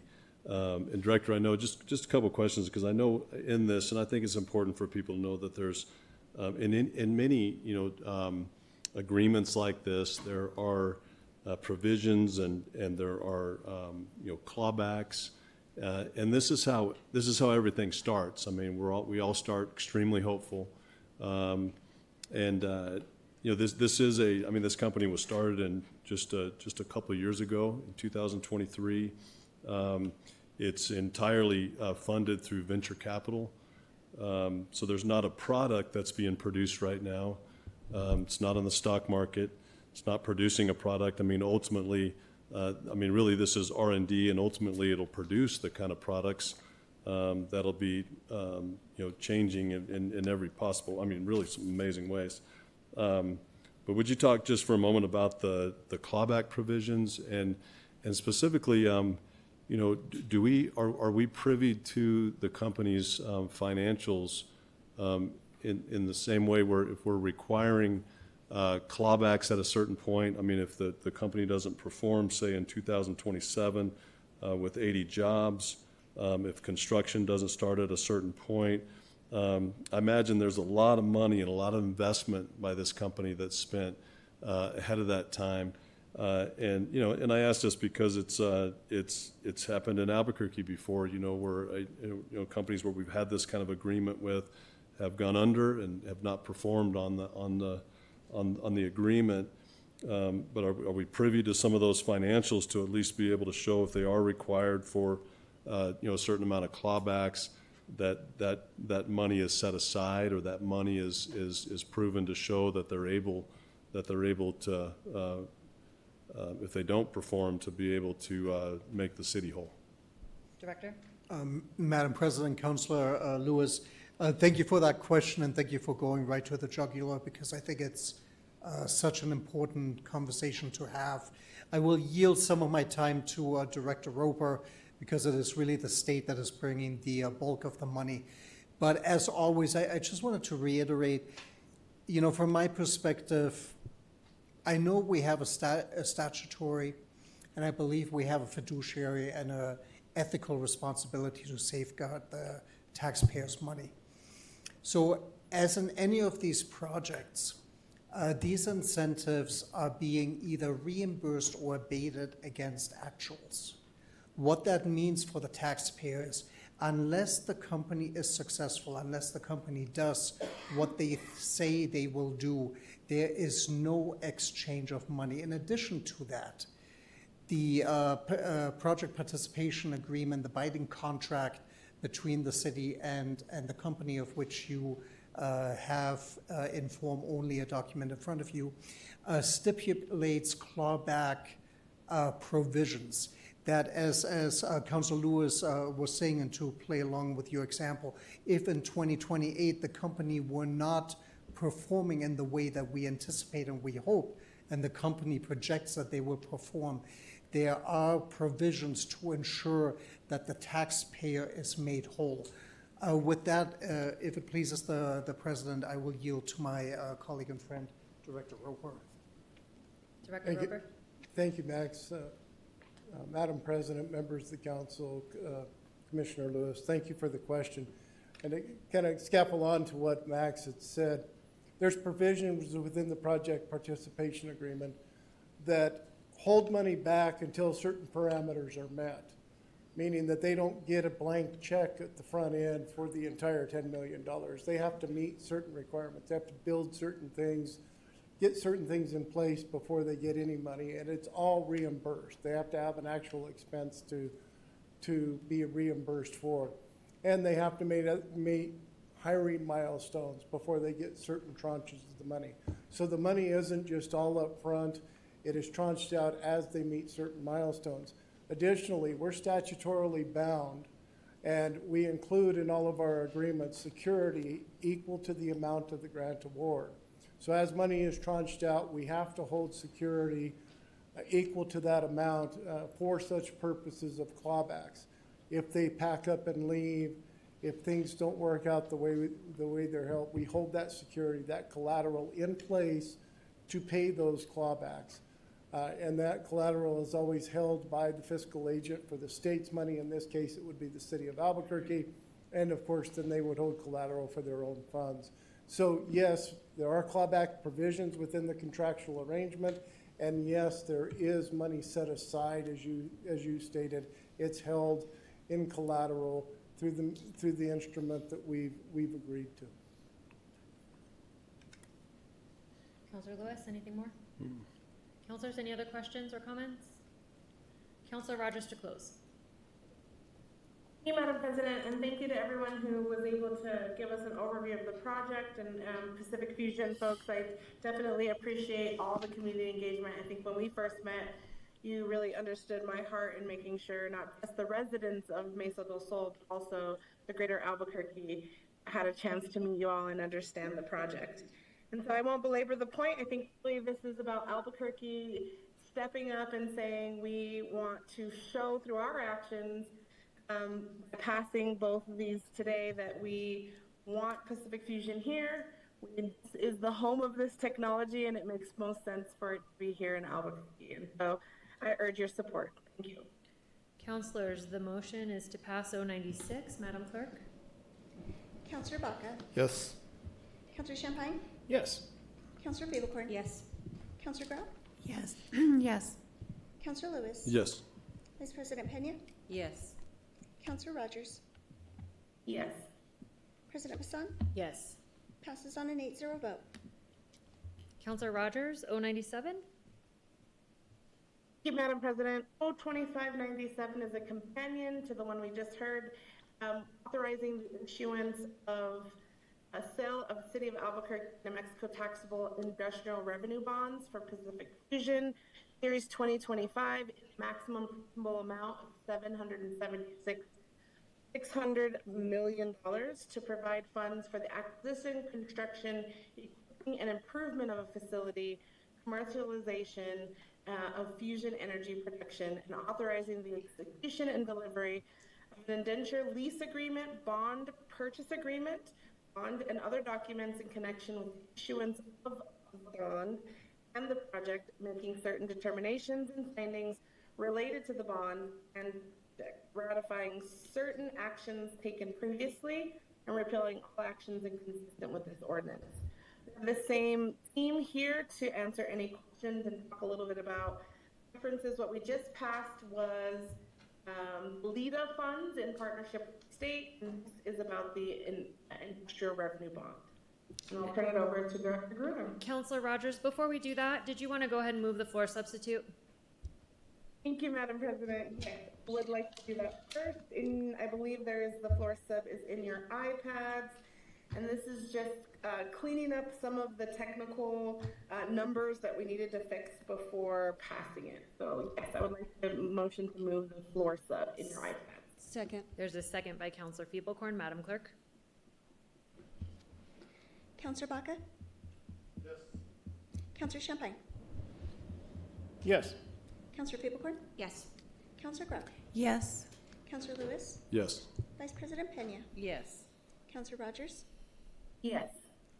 President Bassan? Yes. Passes on an 8-0 vote. Director Gruner, did you want to go through it again? Madam President, I've got my 40 pages of notes. I urge your support, and if there are any questions, we do have our Board Counsel, Chris Muirhead. Yes. Counselors, do you have any additional questions or comments? I do see that Mr. Muirhead is here. Counselor Grout?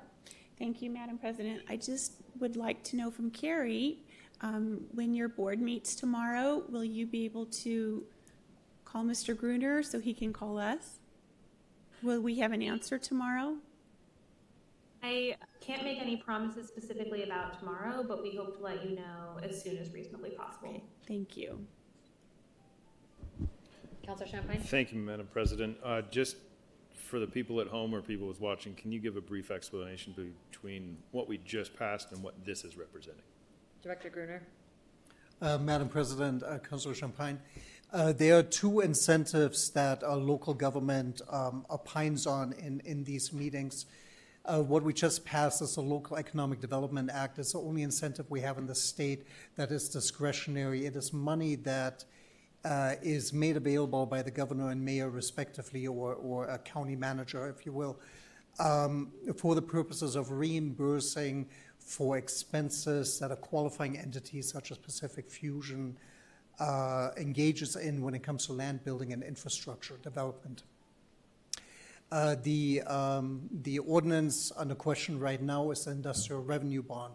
The industrial revenue bond is used in the state and in the city as a mechanism to abate property taxes for a company for a defined amount of time, in this case, 20 years.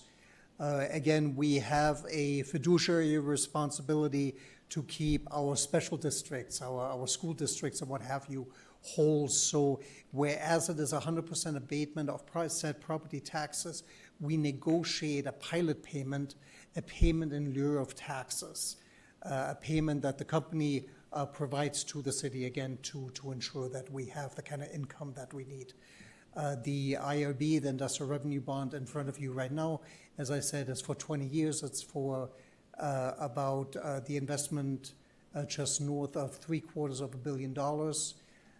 The abatement for the, and I'm doing this from memory, For the equipment is at 90%, which is code for the pilot payment is the equivalent of 10% of the taxes that equipment would create for the city, and the abatement for the real estate, for the land, is at 80%. Another way of saying that is the pilot payment is the equivalent of 20% of the taxes that would be generated by this project if there was no abatement. Councilor Champagne? Thank you, Madam President. Thank you, Director, for that explanation. I hope that helps the people at home or in the audience to understand. Councilors, any other questions or comments? Councilor Rogers to close. Thank you, Madam President. Just want to make sure there weren't any other public speakers for this item. No, ma'am. The one speaker that was signed up is not present. Thank you so much. And so just in closing, just thank you, Councilor Champagne, for that question. Basically, these ordinances are both together create a powerful incentive package supporting capital investment and reducing tax burdens that can attract, hopefully, Pacific Fusion, their $1 billion investment in Albuquerque. And really, if enacted, really will, our city stands to gain transformative economic and technological benefits, high-paying jobs, workforce development, and not only will it also solidify our status as the clean tech innovation hub, and I'm just so excited for this possibility, and I urge your support. The motion is for O97 as substituted. Madam Clerk? Councilor Baca? Yes. Councilor Champagne? Yes. Councilor Feeblecorn? Yes. Councilor Grout? Yes. Councilor Lewis? Yes. Vice President Pena? Yes. Councilor Rogers? Yes. President Bassan? Yes. Passes on an 8-0 vote. There are no appeals. Thank you, Director, and thanks to everybody online. And we hope to hear back soon, Carrie, where you said it yourself that we're ideal in your presentation. Thank you so much. Moving on to general public comments. Members of the public can provide live public comments to the council in person or virtually if they have signed up for public comment per the instructions published on the agenda and on our website Friday. The public comment ground rules are that each participant will have 2 minutes to present. Comments are to be addressed to councilors only through the council president, and any disruptive conduct will result in removal from the meeting.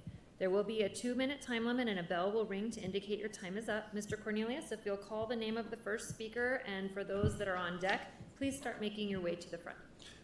Thank you, Madam President. Up first, we have Brick Jonesy, followed by Let's Otvo.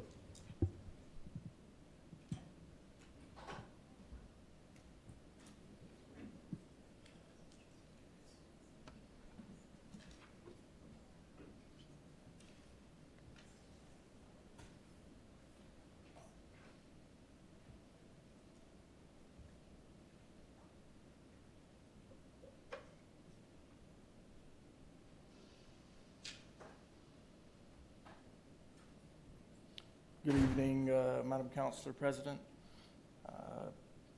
Is it ever SOP to have security from the library, bar, and grill to do the same thing, to drive the people like they're cattle?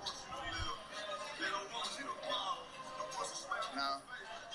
And then, would any citizen have any duty or obligation to drive the people from the sidewalk at all? Do you know? You don't believe so? What? Police capacity, security. This guy right here up front is a security officer. That's not a police officer. But I want to show you guys something. So, I don't know if you can hear it. That car is blasting its sirens. There's no emergency. I'm not going to go all the way up to it because it's absolutely ridiculous. Lieutenant, you see those security officers doing it.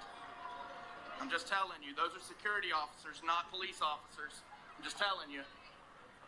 See, that's security officers. Those are not police officers right there. And I did just inform him that those are security officers doing that. There are police officers in the mix, but some of those are only security officers. Now they're trying to make people move from the sidewalk. That's Doug Smalls. Hey, Doug! Doug, you gonna let them do that to you? Hey, Doug, you gonna let them do that to you? You know that's a government official right there, right? You know that he's a government official, right? Doug! You gonna let him do that? You gonna let him do that to you?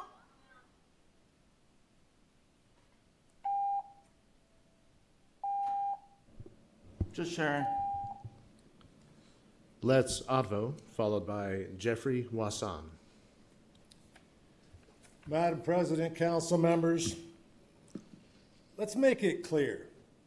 The public sidewalk is for the public. Citizens have a right to be there, and I do understand the need to move the citizenry from the establishment at 2 o'clock when the establishment closes. It is a closed street. Allow the people to come out into the area of the closed street. Don't keep them on a sidewalk. To test that theory, if they're going to use horses to drive people, and I will give a little recommendation to the use of horses, it wasn't used last weekend because they were busy at the fair shitting, right?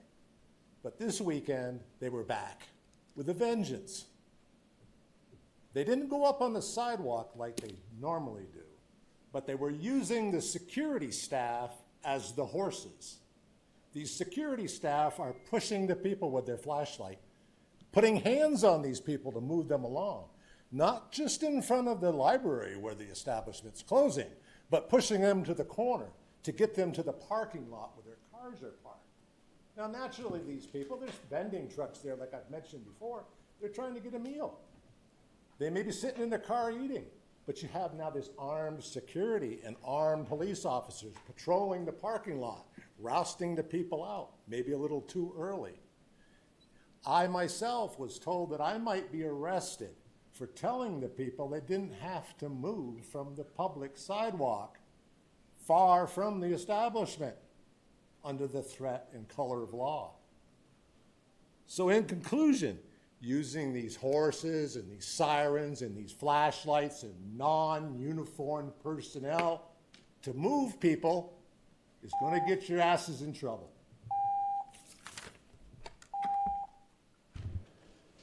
Jeffrey Wasson, followed by Francesco Artist.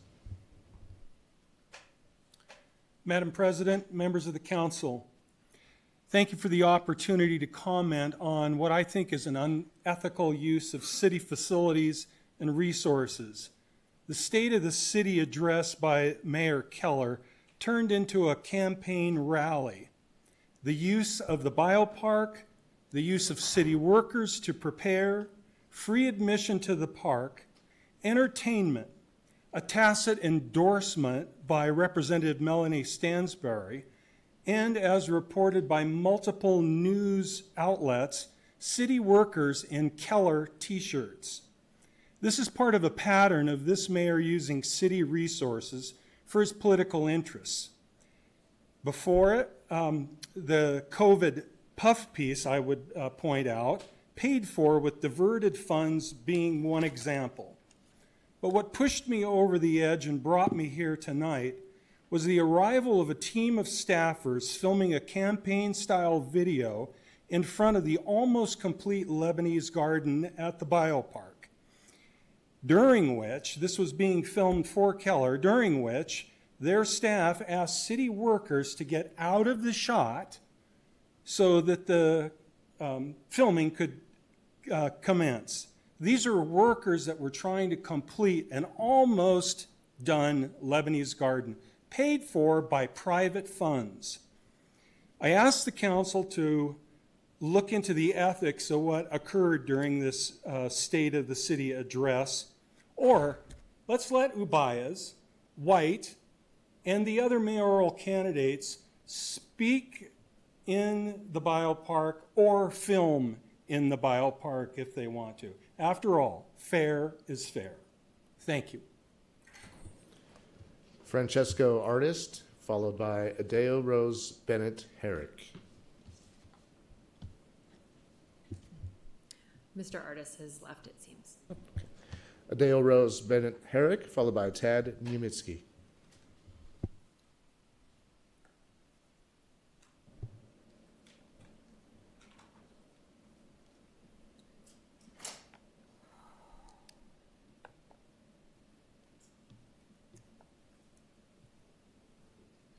I don't have all the same complaints about the state of the city.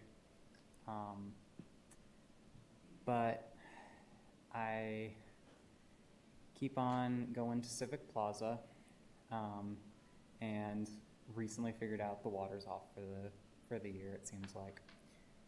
I miss those splashes. And I bumped into a whole bunch of people, a whole bunch of first responders.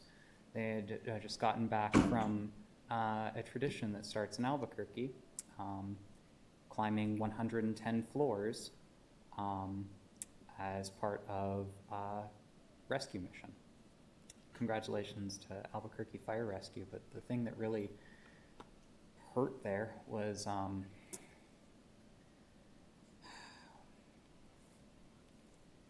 the lady from District 9. I would have liked if you had taken off your glasses. We were all talking about seeing eye to eye.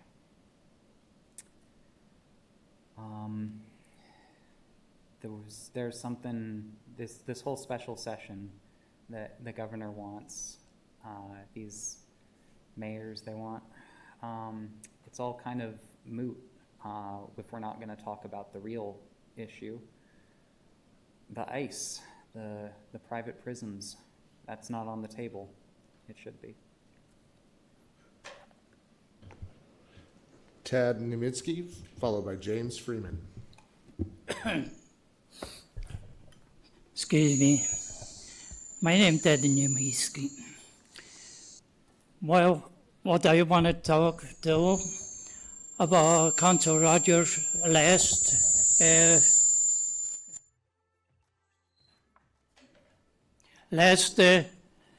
council meeting. Mr. Naminsky, if you can not hold the microphone, I think it will also help. Or is it the earpiece? Okay. Okay. About Council Rogers, who sponsored one bill.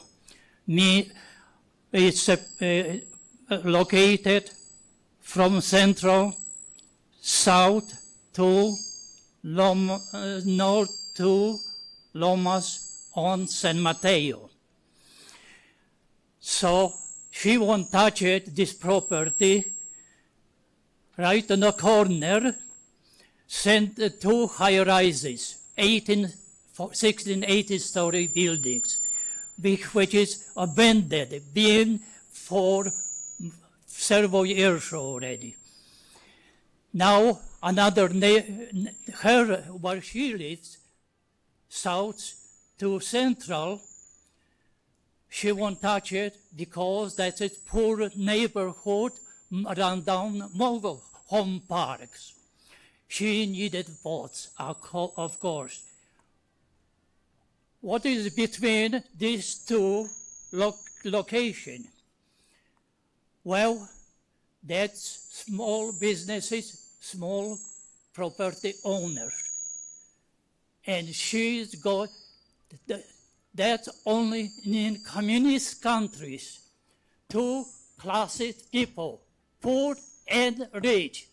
That's exactly what, and city council, all 9 voted for this, voted. That's what we had here. Thank you. James Freeman, followed by Nicole Finch on Zoom.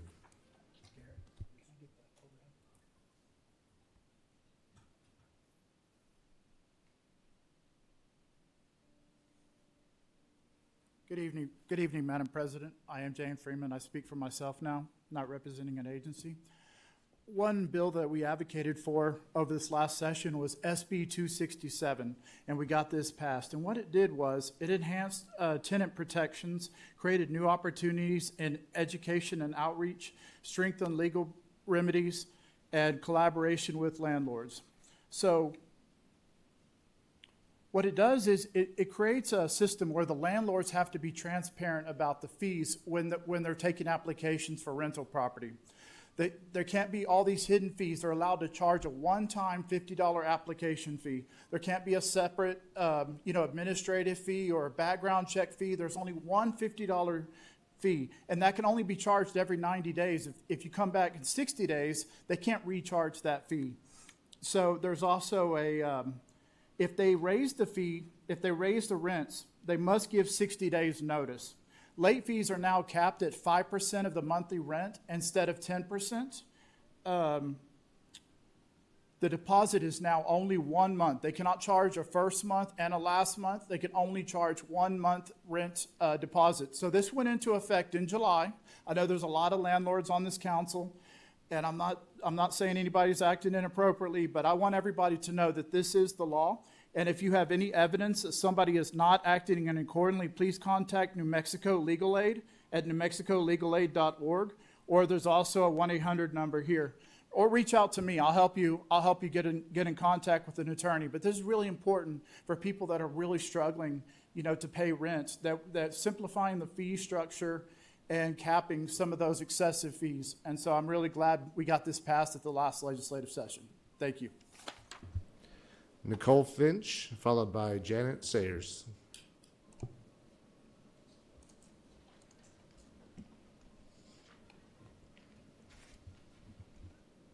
Madam President, councilors, good evening. I'm Nicole Finch, and I'm a member of the Library Advisory Board. Tonight, I have a very simple message. The main library needs a new air conditioner. The main library branch still has its original HVAC system from when it was built in 1975, and it desperately needs an overhaul. The main library is an important community hub for District 2, but it's also important to me in District 9, and it's important to every other branch in the city and the county. That's because it's where the library administration works. Main Library is the headquarters for the whole operation, and all the folks that work there every day, as well as the patrons, deserve to spend their day in a comfortable environment. Through the efforts of the Library Advisory Board Chair, Janet Sayers, we already have commitments from Councilor Baca, thank you so much, 1 county commissioner, and 2 state senators to use between $50,000 and $100,000 of their set-aside or capital outlay funds for the main library HVAC system. We only need $2.75 million, so if we can get about $100,000 from each of the city councilors, county commissioners, and even about half the state representatives and senators in Bernalillo County, this is an achievable goal. So let's do this together. Thank you. Janet Sayers, followed by Karen Navarro.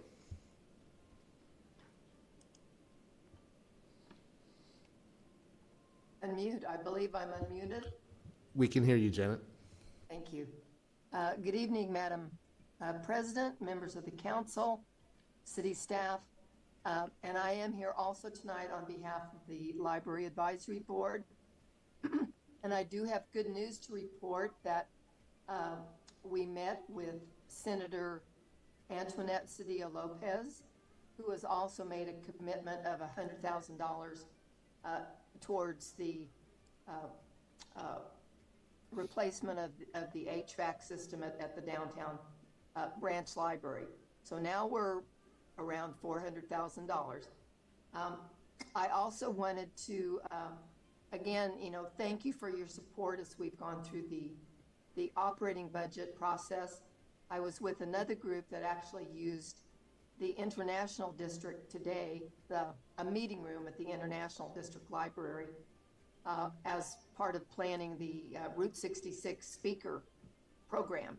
And that's one of the great things that our public libraries are used for, is meeting places for groups so that you don't have to meet at somebody's house or at a restaurant or whatever. And I also wanted to thank the council tonight on the consent agenda. We do have 2 more new members to the library board that were approved, and we've just had a great response of the people who have joined the board in the last 6 months, people with some marketing background, people with some financial background, and we just hope that we can continue to serve and do the job that the library ordinance has asked us to do. Again, thank you for your time tonight. Thank you for your service. Karen Navarro, followed by Melinda Montoya. Good evening, counselors. I want to give out a shout out tonight to the Gateway Recovery Pallet Shelter Program operated by Endeavors. I visited it today and was given a tour. I will say that initially I was not happy that the contract was awarded to an out-of-state company, and I generally favor in-state companies. However, I now know firsthand that their focus continues to be, Endeavors can focus on hiring skilled and experienced supervisors, clinicians, and staff who are local to Albuquerque, some of whom I personally know. I want to strongly urge the city and county to develop other pallet shelter programs. Pallet shelters are much less expensive than tiny homes. Both types of shelters are meant to be transitional, so why not go with what's much less expensive? In fact, in Kansas City, there's a veterans organization building them for about $8,000 a piece. I also want to propose that city or county funding go towards a couple of combination mobile shower and restroom trailers that could travel around to various areas in Albuquerque on a regular basis. These trailers could and should have case management staff on board. Finally, I have been saying for years that the city needs to stop encampment sweeps.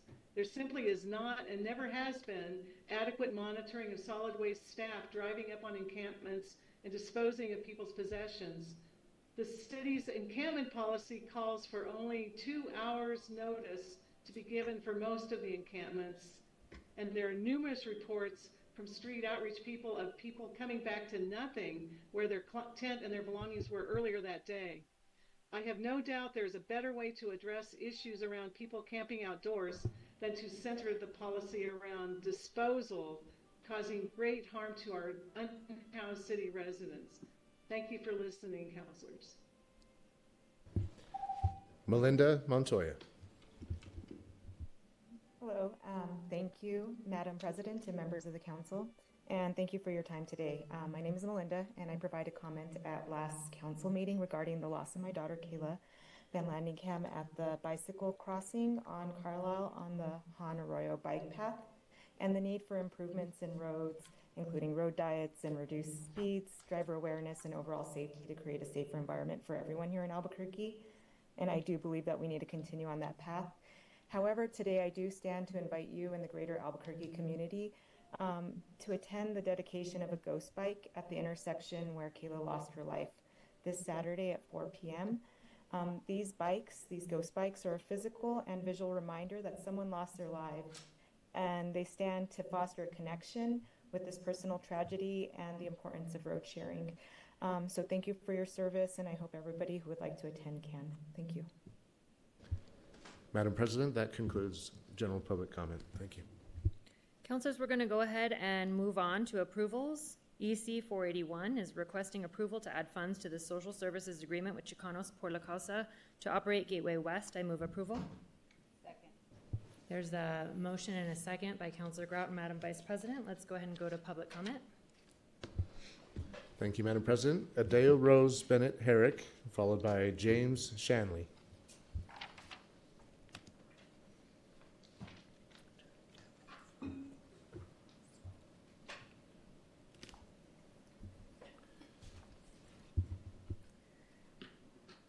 Chicanos por la Casa, since they took over Gateway West, has caused numerous irregularities to my friend who stays there. They had to fight to get the lights turned off at night. They have to fight for access to their food, access to their personal food. These policies are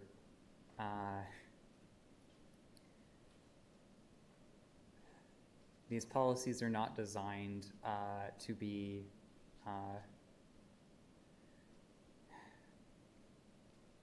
helpful. They're designed to corral and to bray and to enforce submission. My friend, homie with the homeless union, they describe it as a Norwegian prison. You can go during the day, but if you don't organize, the lights will be on all night. James Shanley, followed by Joseph Griego on Zoom. Madam President, councilors, it is instructive to read the goals and objectives set out in Part A of Exhibit A of EC 481. Especially poignant if you drive under the I-40 overpass at First Street, or between 6 p.m. and 8 p.m. you pull off a side street on Central between Wyoming and San Mateo to observe what is the state of affairs there.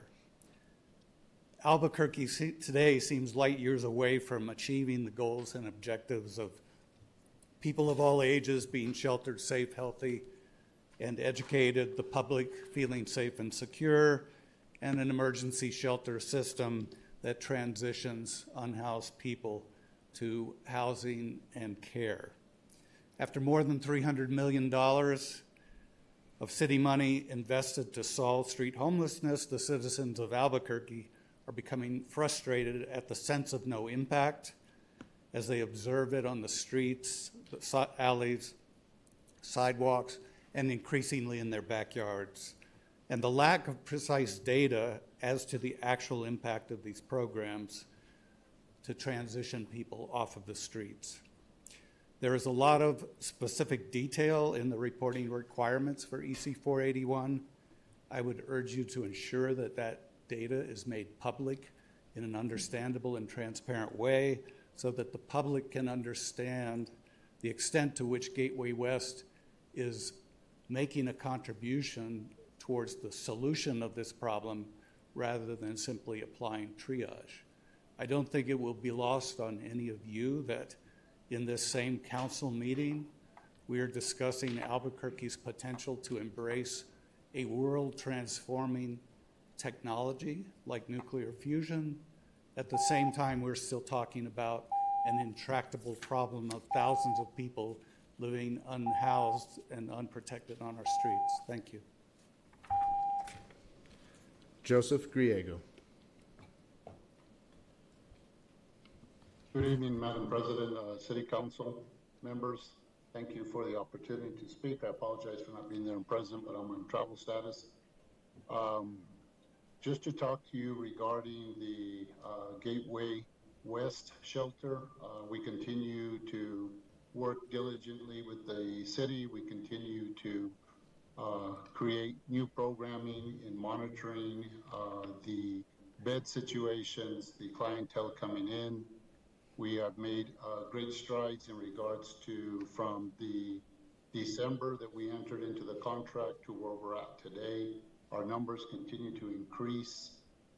We continue to hire local individuals to work the shelters.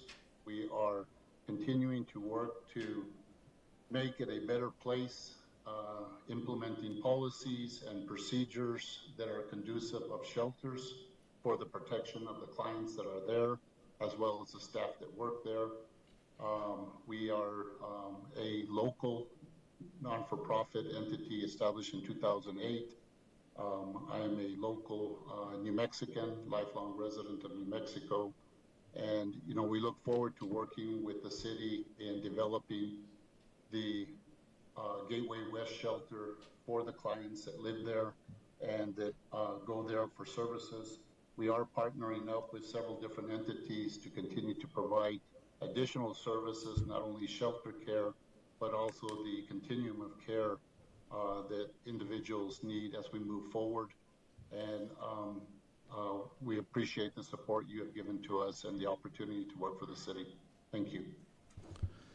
Madam President, that concludes comment.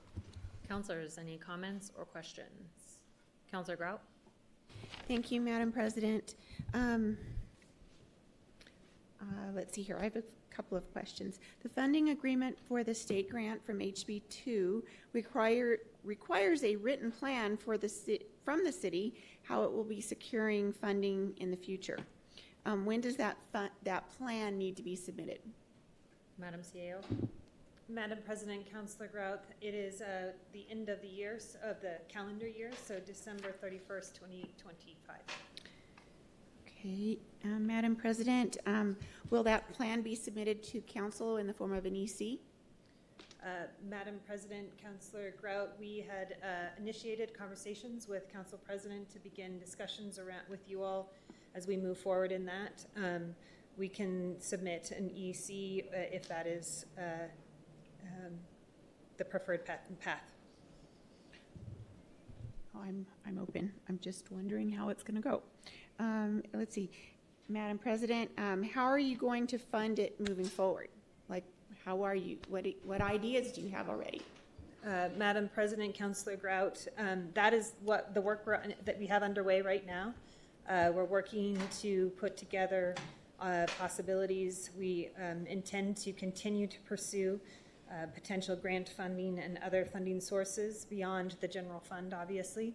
And we intend to work within the budget to make recommendations, come forward for recommendations and changes that we would have. But we do not currently have a final list of solutions. Thank you. And then one final. We have many ideas. Okay. Look forward to hearing what they are. The $3.5 million from the first 6 months of this contract came out of general funds. That leaves another $3.5 million to be funded by HB2, but the state appropriated for Gateway West $6.1 million. So how are you spending that extra money?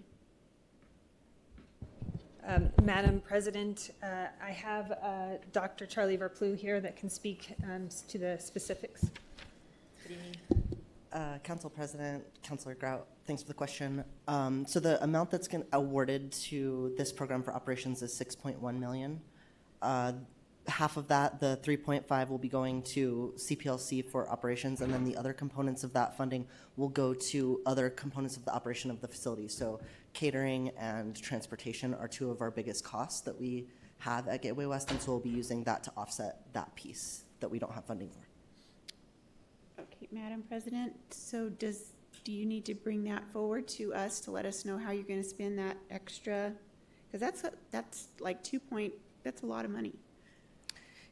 Council President, Councilor Grout, the contracts for those for transportation and for catering are already executed and in place. Okay. This is just the funding to fulfill that. Thank you. Requirement. Thank you. Counselor Lewis? Thank you, Madam President. A few weeks ago, we were discussing just the total amount of money in capital and then programming for the gateway system. And so I guess I asked the administration, are those numbers that you all have put together now? Now, including, I think there was discussion over what's been spent and then also what's been programmed. And I think I'm more interested in what's been programmed as far as along with what's been spent. I mean, the total amount of dollars in capital dollars and then the total amount of programming dollars that are within the gateway system. Madam President, Councilor Lewis, so the question is, I have notes to talk through numbers. The question that you've asked is slightly different than the question that Councilor Champagne asked. So I'm going to give you the numbers as I have them. No intent of playing any funny business. I'm just going to give you the numbers. We purchased the Gateway Center for $15 million in 2021. We have completed the Women's Navigation and First Responder for $9.2 million in 2023. Sobering improvements and in renovation was $7 million completed in 2025. Medical respite, $17 million in 2025. The outdoor area improvements for the Women's Navigation Center is $1.88 million. Men's navigation, which is both the 50 beds and the 42, 50 and 42, so a total of 92 is $14.1 million. We had $475,000 in abatement. Our design costs associated with it is $3 million. And the women's expansion, which is the additional 50 beds, was approximately $6 million. I did round in all of these numbers because all of them had pennies and dollars at the end of them. So that is the capital investments into the Gateway Center facility. That is then for operating, Gateway for the operating and maintenance and operations. So this is both services and operations and maintenance of the Gateway facility itself, which has multiple hospitals and other providers in it. In 2021, we had $0 in operating and services because we were acquiring. 2022 fiscal year, $7 million in operating and services contracts. 2023, $12.2 million in operating and service contracts. 2024 fiscal year of $12.2 million in operating and services. And 2025, $9.3 million in operating and service contracts for the Gateway Center. And Madam President, and so these contracts right now, I mean, we're basically, confirming and, and moving dollars that were approved in the 2025, budget for programming. But so real quick, do you have a total on the capital? They all the way that you mentioned? Madam President, Councilor Lewis, for the Gateway Center, the total capital improvements across all of those items is approximately $81.1 million. Okay, $81.1 million. And that then includes a total, the purchase. Okay, and then a total on the programming, or the other dollars. Yeah, add it up real quick.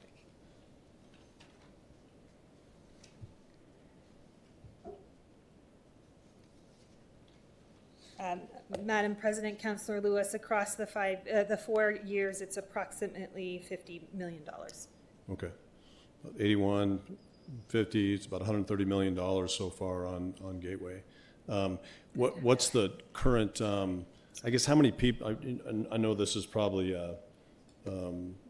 take this several ways too, as far as how many people we've served, total over that time, and then maybe how many people are being served right now by the Gateway system.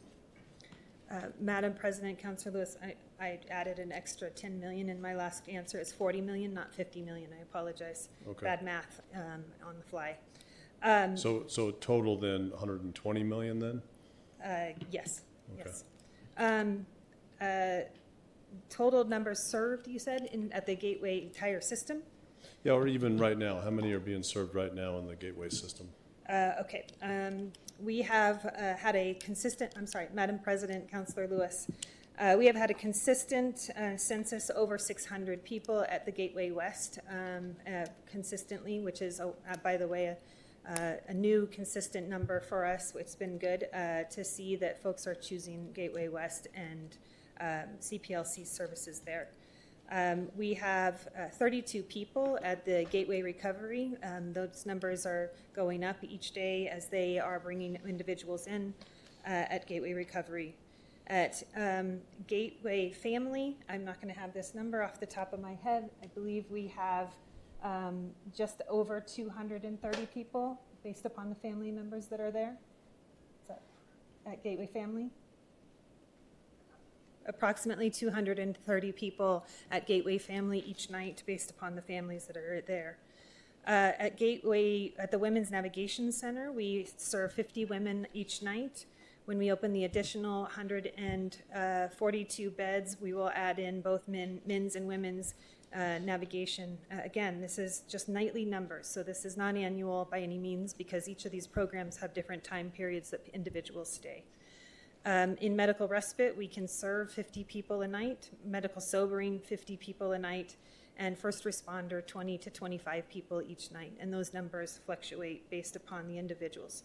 Medical sobering will be up to 50 for one night is how long they can stay there. Okay.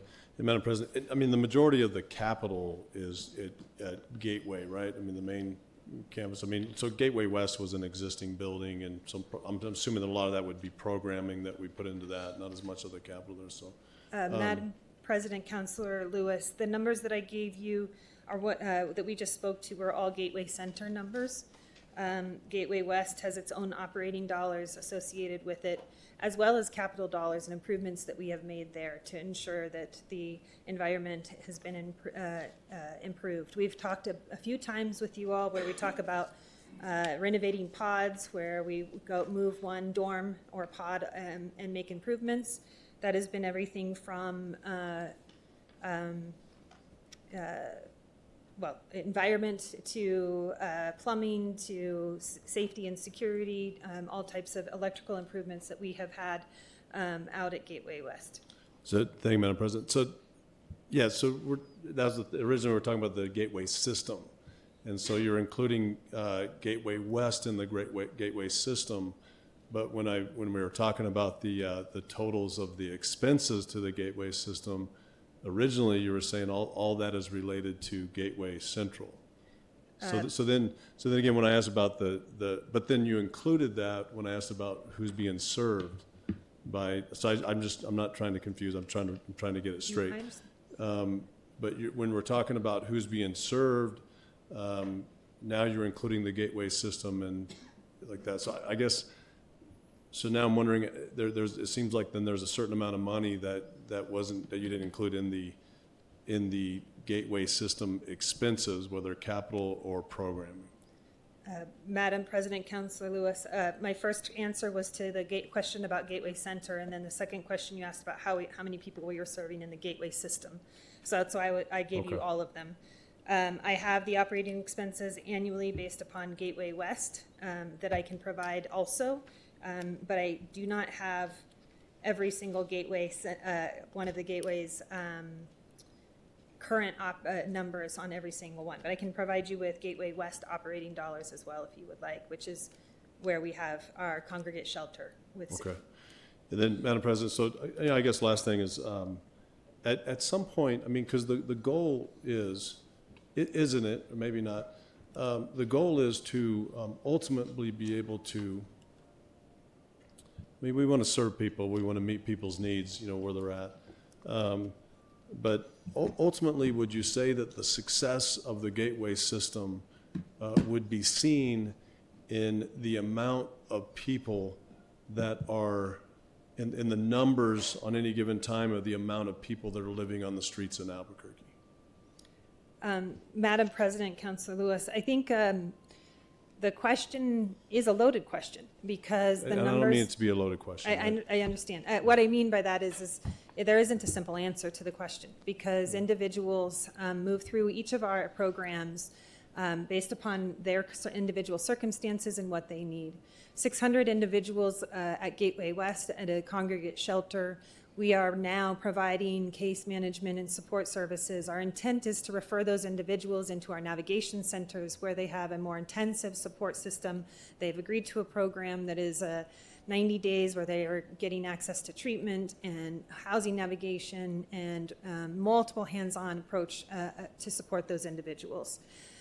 Those contracts, as you all saw at the last meeting, our providers are providing a very high-touch, connected service to those individuals. Our goal is to move every single person off the streets that wants to be off the streets, and to provide them exactly what they need to be able to have high-quality, stable housing and treatment and support to make those decisions for themselves as they move forward. That includes with job skills and access to support for services and other funding and support that they may be entitled to receive as well in that support. And as well as, by the way, medical support. The level of medical support that we provide varies across each of these programs.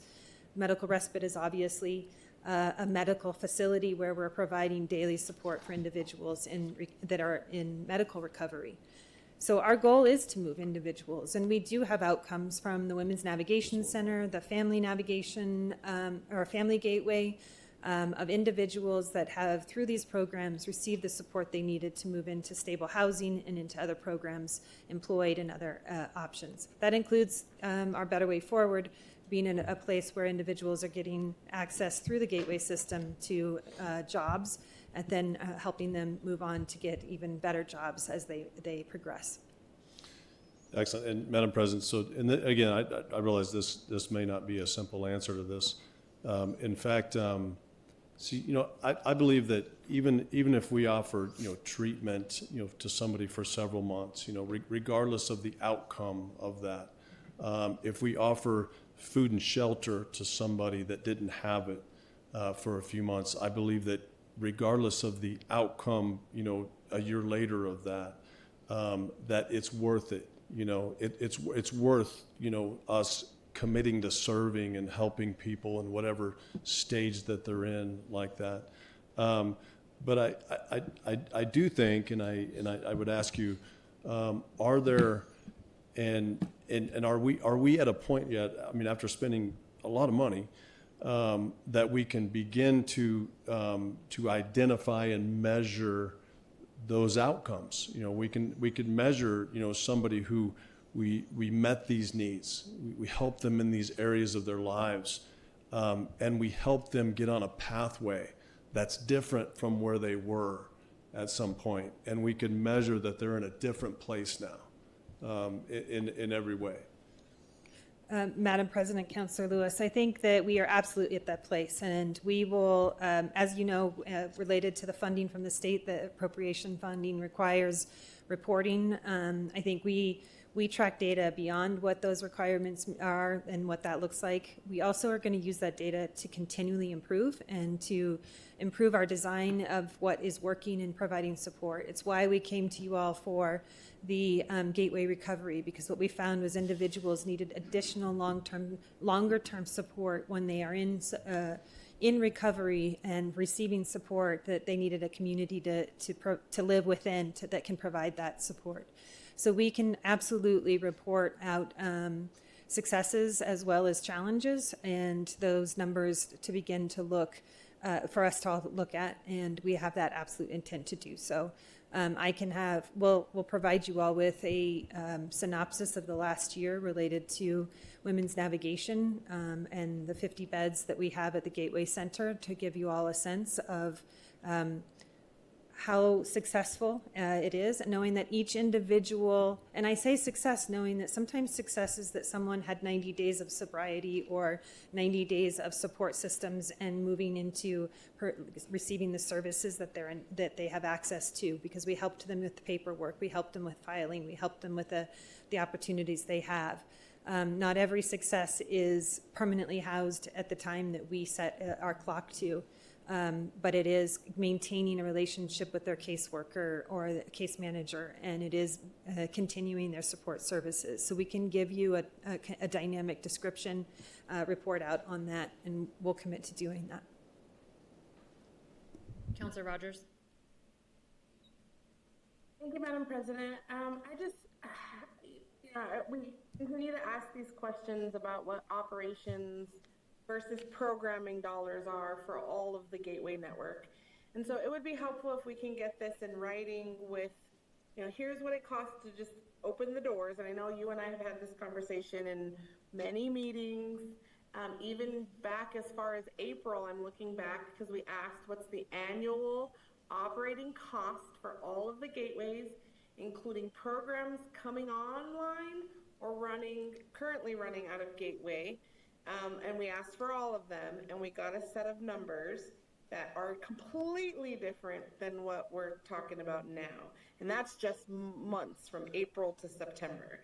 And so I think it would be helpful if we could get just a little lovely chart of all the Gateway networks, operating budget, which is what it costs to turn the lights on, what the programmatic costs are, all of the contracts for each of the programs, how many people each one services, and then what we've already spent, right? Because I think that will help us. And bottom line is, we are the stewards of the budget, final budget. This budget season, the administration did not send anything down for operating of any of the Gateway networks. We know that we have them. We know that they're coming online, but we continue to ask this so that we can help do the work to make sure that these things are covered in budget. And so can we please get this, just a nice little chart, all of this down, so once and for all, so that we can know what we're dealing with. Madam President, Councilor Rogers, yes, we can do that. What I have said in multiple meetings now with individual councilors is that each time we have a question, it's slightly different. And so what I want is actually to get together essentially a pivot table, a database, so that we can all dissect it in any direction that we choose. And if it's by contract, which is the questions that sometimes we get, other times we get it by entity, other times we get it by provider. So we are working on this to do this in a very comprehensive way that everyone can see each and every expense. It's not meant to withhold any information. We're actually want it to be accurate and give everyone those details. Just to be clear, the budget that we sent down did include operating dollars for Gateway system, not every element, but there were dollars in the budget for the Gateway network, including the multiple operating dollars. For example, the portion of the CPLC that was already approved before this expansion was also in the operating budget. So I just want to make sure we're clear. We will include that as well for everyone as to exactly which portions were general fund in the budget and which portions were not. Thank you, Madam President. Thank you for that response, CEO Single. I think I've been very clear on what we asked for, and I think this body has been very clear over and over and over again about what we were asking for. I understand that there's nuances and all of those things, but we've been very clear. If this administration would have planned for the budget, we wouldn't have been asking for $16 million from the state for gateway operations instead of housing, which is what I wanted the money to be spent on, so that we have housing for these folks and not just temporary band-aids of a shelter. And so I think I respect all of that, but if we had done the work in our budget, we wouldn't be asking the state for $16 million to cover these operations that we have now. And so thank you for that. I'm happy to work with your team to get you exactly what I'm asking for so it's clear. I'll even draft the table and you can just fill in the columns if that helps. But we've got to get to the bottom of this. And we have to know, work with you at CNM. We know how to, I know you know how to do this. So let's thank you, Madam President. Councilor Grout? Thank you, Madam President. Madam CAO, the list that she's asking for, I think when you mentioned that you reached out to President Bassan, could you bring that to the table when you're coming so that there is that discussion, so that'll be something that we won't be asking at the table. We'll already have it, and it's a good starting point. Madam President, Councilor Grout, absolutely. We are working diligently to put it into something that we can do that work. And I hope it'll be in advance that everyone can see all of that information. Absolutely. Thank you. Councilors, any other questions or comments? Councilor Champagne? Thank you, Madam President. What's going to be the biggest difference between the last heading home and the new current one, if approved?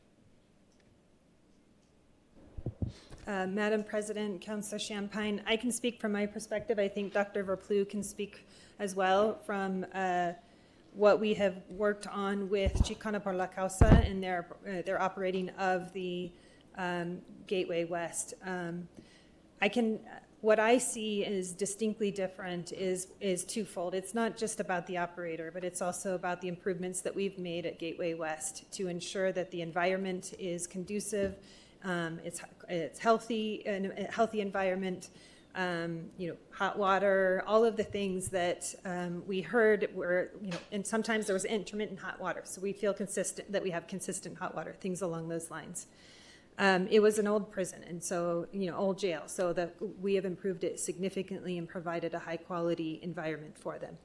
Additionally, Chicana por la Causa has, years of experience specifically in running programs and services similar to what we have at the Gateway West. And I think what's important to note is that experience provides for them the understanding of what can make a difference for the quality of the environment and the support that they can give. And I found that in my visits out there, I see a sense of order that is clear. The house rules are clearly communicated. Folks are supported in understanding those when there is a conflict of understanding. They spend time in working through that. And none of my comments are meant to be comments about Heading Home by any means. I think Heading Homes did a good job with what they had the capacity to do and the funding that we provided them. What we've come to understand is the cost of providing services to the more than 600 people a night at the quality we're looking for that includes case management and other support services. This contract more closely reflects what that real cost looks like. I also think that we have Chicana por la Causa working with staff and training their staff in ways that is trauma informed and provides individual support to individuals that are asking for support. So that includes supporting them in making referrals to our Gateway Network or other nonprofit shelters that are available to provide support in a more intense environment, not a congregate shelter setting. And it also includes connections to other types of services like treatment and halfway houses and others that provide additional support. So they are distinctly qualified, I think, to do this work on this scale. Not every provider has that experience, nor has the expertise to run an environment in this way. Madam President, it seems like it's a drastic change, and not to, like you said, not to take anything away from Heading Home. They worked with what they had and the capacity. It seems like a lot more bang for your buck in a sense. How long did Heading Home run Gateway West, or how long was that contract for? Madam President, Councilor Champagne, my understanding is that they ran the shelter for 4 years, but Dr. Verplu may be able to, where are you? 4 years? 4 years prior to, and that was through late 2024. Madam President, is there any reason why we waited 4 years if it's that big of a drastic contrast in companies? Madam President, Councilor Champagne, I think we had a working relationship with Heading Home. We were working and learning with them on how to run a large congregate shelter. And I think we worked all along the way and made improvements all of the time. The primary, when we went out to RFP, it was because Heading Home had made the decision that they were ready to move to focus differently in how the services and the work that they were going to do, and they graciously worked with us while we were out to RFP to make sure that we continued operations. I don't have a better answer than that. I think we evolved, and as the population grew, we grew the contract, and we were scaling much faster than we all expected to have to do so. Okay, Madam President, would you say that we outgrew Heading Home then with their capacity and what we were asking for? Is it just something they couldn't, because they didn't put in for the RFP, so is it something they couldn't accommodate for what you guys were looking for in Gateway West?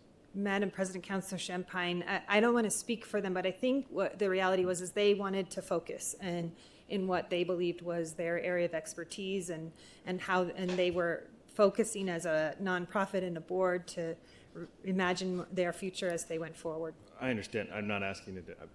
I'm asking your opinion and what you feel or think about it. Madam President, Councilor Champagne, I think we, like I said, we grew faster than I think we expected. The demand was more than we thought it would be.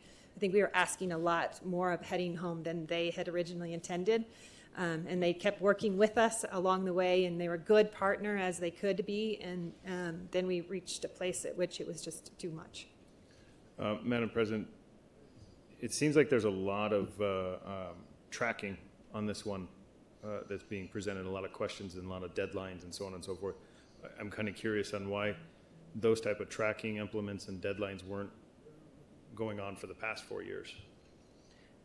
Madam President, Councilor Champagne, we do have a monitoring team and requirements within all of our contracts, and our monitoring team does that work.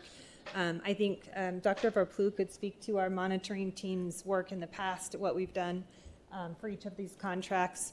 I think I will say I believe that the governor and the legislators and everyone is, really investing in this and excited or interested in seeing the impact that it has and whether it can be replicated, what we can learn, see where we're having the greatest impact. And so the interest in that is about how we think about replicating this across the state, where we can learn from this and make other investments that are informed. We are addressing at least 50% of our state's unsheltered and unhoused population. I would guess that it might be even more than that. But the point being is this is an opportunity for the entire state to learn from this, and our data is going to support them in our tracking and information sharing. We really do intend to work hand in hand to ensure and support the learning as we go. Councillor Busan, Councillor Champagne, thank you so much, Dr. Singal. I think that she did a great job in describing a lot of the answers to your questions. I wanted to set the record correct that they actually have been here for 7 years. They started 24/7 in 2018, so I was incorrect on that, but they've been here for a long time. I also want to mention that I feel like Heading Home has done a really great job, and I just want to speak up for that, and I think you also said that. I think what was a challenge for them was that the funding was difficult. They didn't have enough funding to be able to do what they needed to do. And what we were able to do is say, look, we need to advocate for more funding for this service. The population has grown and the needs have grown. We've gone from being an overnight shelter to a 24/7 shelter, and really just wanting to make our services and our data collection and our security and all of those things more robust. And so Heading Home, I think, did what they could with what they had. And you're absolutely right. I think that the criteria for data collection and reporting is going to be much more robust. The security is more intense. The janitorial is going to be more intense.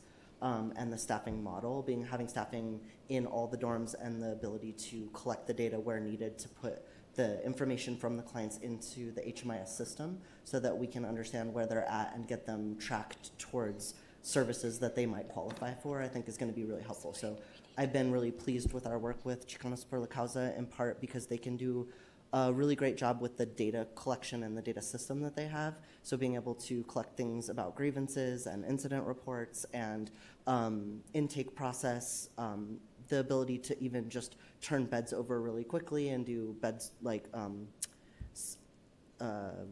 storage for clients' belongings when that's needed, but be able to turn those beds over faster. So to Dr. Singal's point, last night we had 630 clients in our shelter. That's really high for this time of year. We think it has to do with the fact that the shelter has been improved just facility-wise, but also that the program has been improved in part because the funding has increased.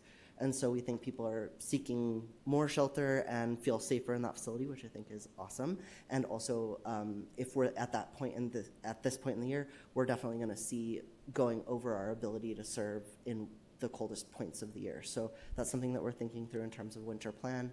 I think that really our data collection is going to be what shows us how successful the program is. And to Councillor Lewis's point, I think we can be able to report to you guys more regularly around some of the outcomes that are coming out of not only WEST, but our other housing navigation programs. Madam President, it sounds great. I think that and I want to really emphasize this, I'm not really bashing on what Heading Home did. I'm a little more, and this is my hesitation, when this other stuff came up or in different categories of voting for it, was that this should have happened sooner. If we're sitting here for 7 years with the program, that changing companies is such a dramatic deal, that the way you described it, there's so much more we can do, there's so much this. It's frustrating to say that why wasn't it done sooner? We have $1.5 billion in our budget. The state has $10.5 billion.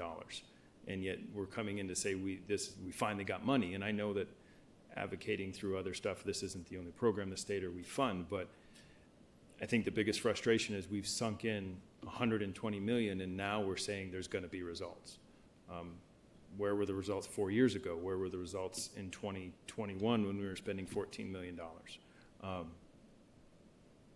So it's great to see that we're finally doing that. It's a little frustrating that we're finally doing that. Madam President, and I don't know who could answer this, what is a dorm monitor? Councilor President, Councilor Champagne, a dorm monitor is someone who is located in a specific dorm to oversee that dorm. So they work with the clients, they make sure that they're safe, they make sure that they get their needs met, and they also help them get data collected. So once they're intake and have a bed assigned to them, then they can start doing that data collection process to put them into HMIS. Perfect. Madam President, how many dorms are there then?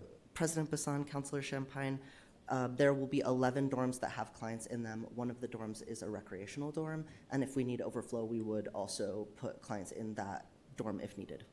And Madam President, and that's why we have 55 of them budgeted for full-time, and then I think 3 part-time. It's at 0.4 compared to 1.0. So I'm kind of guessing that's a part-time. President Bassan, Councilor Champagne, yes, there's a lot of staff in this budget, and partly when you think about staffing a facility this large with this many clients over a 24-hour period, that kind of scheduling is complex, and it takes a lot of staff to make sure that you have people that can go on vacation and when they get sick and all of those things. And so I believe that their staffing model is what's needed, and it's one of the reasons we had challenges before is because we didn't have enough funding for that, and I think heading home would speak to that. So I think that this is what Chicanos por la Causa needs to make sure that the clients are safe at Gateway West. Thank you for that. Madam President, we're talking a lot about money and spending X amount of dollars, and the $6 million here and the 3.5 there. I'm kind of curious on, and the data collection, which is great, but what is, where's the bar set for how we measure this as a successful program? President Bassan, Councilor Champagne, I think that might vary based on the program that you're looking at and what the outcomes are that you're seeking. So when you look at the contract, you'll see all of the outcomes that we're looking for the provider to be reporting on, and we do that for all of our contracts. They all collect very robust data on a quarterly basis, so we can make sure that we're tracking those outcomes. For me, it's really about for emergency shelter, you're going to be seeing a different set of outcomes and a different measure of success than you would for a housing navigation program or a transitional living program. So I think it depends on which program you're asking about. But for Gateway West, in terms of success, I think for me, success is that people can go there, they can be safe there, they can stay the night and come back if they need to. And then the next step is, can they work with a dorm monitor or a case manager to be able to think through getting the things that they need to become stabilized, so medication, IDs, Medicaid, all of those sorts of things.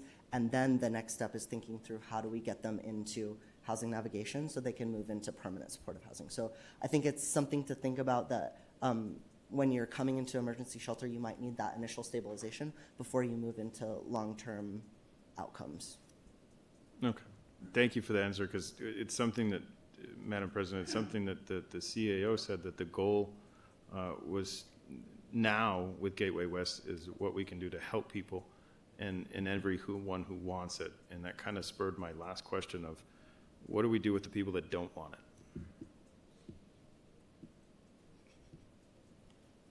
Madam CAO.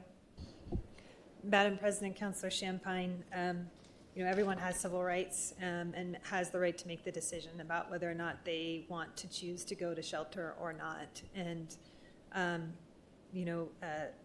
that is, our city attorney would say, paramount in this process, and that we are ensuring people's rights to choose whether they want to come to shelter or not, and want to move into out of an emergency shelter into a navigation program or a treatment program. Thank you, Madam President. Thank you. Councilors, the motion is for approval of EC 481. Madam Clerk? Councilor Baca? Yes. Councilor Champagne? No. Councilor Fablecorn? Yes. Councilor Grau? Yes. Councilor Lewis? Yes. Vice President Pena? Yes. Councilor Rogers? Yes. President Bassan? Yes. Passes on a 7-1 vote. Moving on to final actions. Councilor Baca, 091 with the floor substitute. It's your floor substitute. Councilor Baca, your microphone's not on. Thank you. Thank you, Madam President. Floor substitute is 091, floor substitute establishing the Preserving Albuquerque Through Critical Housing patch program to provide structural housing repairs to income qualified homeowners and preserve long-term housing stability. I move do pass. Second. There's a motion and a second by Counselor Feeblecorn. Counselor Baca, how would you like to proceed? There is one amendment that I am aware of. Would you like to do that and then go to public comment? Sure. I myself am not offering any amendments, so if you'd like to move those. Counselor Feeblecorn? Thank you, Madam President. I will move floor amendment number 1, and we're going to put it up on the screen. On page 3, lines 3 through 18, strike B through G, and replace them with a new scope of repairs. And this, well, I'll move it first. There's a motion. Is there a second? I'll second it. Thank Counselor you. Feeblecorn? So this is just a follow-up from our conversation on the dais last time around the inclusion of energy efficiency and reduction of energy burden for folks. And so we just rewrote the scope to include actual energy efficiency measures rather than just the way it was, which just said energy efficiency materials. So this allows a little bit more leniency to reduce energy burden when we're going into homes to make repairs for them. Counselors, any questions or comments on the amendment? Seeing none, Madam Clerk? Counselor Baca? Yes. Counselor Champagne? Yes. Counselor Feeblecorn? Yes. Counselor Grau? Yes. Counselor Lewis? Yes. Vice President Pena? Yes. Counselor Rogers? Yes. President Bassan? Yes. Passes on an 8-0 vote. Counselor Rogers, do you have an amendment? Yes, Madam President, I do. I'd like to move floor amendment number 2, and it is beginning on page 5, line 3, amending 14-27-8 as follows. And we're just adding at the end of that the city shall follow all required procurement processes applicable to the type of funding used for the program, provided, however, that the initial procurement process results in only one response. The city shall review the specifications and repost the program request along with additional community outreach. And the reason for this is just because I worked very closely with HHH previously on the current program we already have. We're using HUD funding, and oftentimes it's been told, well, we've only gotten one response, so that's who we have to go with. And so I urge your support. There is a motion. Is there a second? There's a second from Counselor Baca. Any questions or comments, counselors? Counselor Feeblecorn? Thank you, Madam President. I just wanted to verify that it does say initial, and so we're not setting ourselves up for recurring RFPs. We go out for an RFP. If there's only one, we go back out. At that time, if there's just one again, we would make an award. Is that the correct interpretation of the amendment? Everyone's shaking their head. Counselor Rogers, do you want to go ahead and start with the answer? Yes, thank you, Madam President, and yes, that is correct. That is the intent, that on the initial request for proposal or whatever the procurement method is, if there are not more than one respondent, that it will back out on the initial round.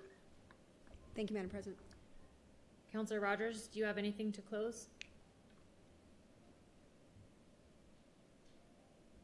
No close. I urge your support. Thank you. The motion is for amendment number 2 to the floor substitute of 091. Madam Clerk? Counselor Baca? Yes. Counselor Champagne? Yes. Counselor Feeblecorn? Yes. Counselor Grau? Yes. Counselor Lewis? Yes.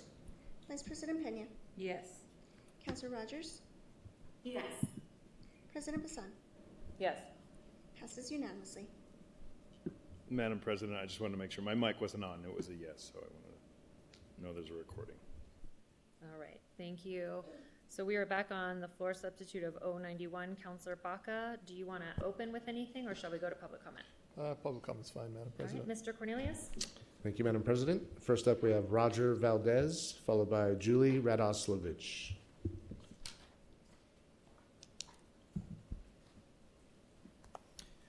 Well, Madam President, members of the council, I'm Roger Valdez with the Center for Housing Economics. We support this as another effort to preserve affordable housing that has remained affordable partially because of deferred maintenance. There's some ideas that we've seen here that, perhaps changing the AMI to 100%. There are many families that are at that level of income. A family of 4 is about $79,000. So a lot of those families are still struggling, and 80%, up to 100%, I think would be more inclusive. There should be no penalties for increases in AMI. That's something that we're concerned about, is that if someone gets a raise or increases their income, that there wouldn't be a consequence on that for participation in the program. It would be great to see rental housing included, because some people own rental housing and they're renting to people at 75 or 60% of AMI, and allowing them to make these improvements would preserve that rental housing, and so owner occupation wouldn't allow that.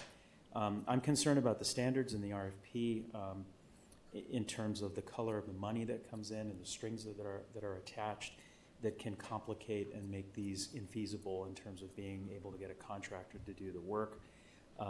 And I think at point of sale, if the sale is to someone of comparable AMI, that should not require that they pay back what they've actually benefited from the program. But in general, this is the kind of thing that we would like to see more city dollars going to.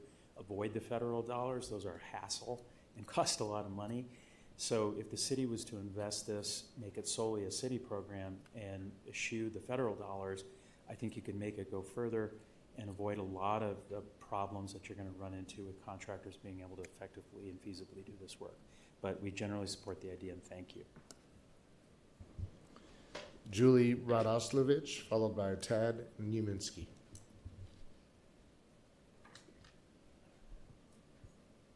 President Basan and members of the Albuquerque City Council, my name is Julie Radoslavich, and I serve as the president of Pat Hurley Neighborhood Association, part of District 2, and I'm an at-large executive committee member of the West Side Coalition of Neighborhood Associations, better known as WESCONA.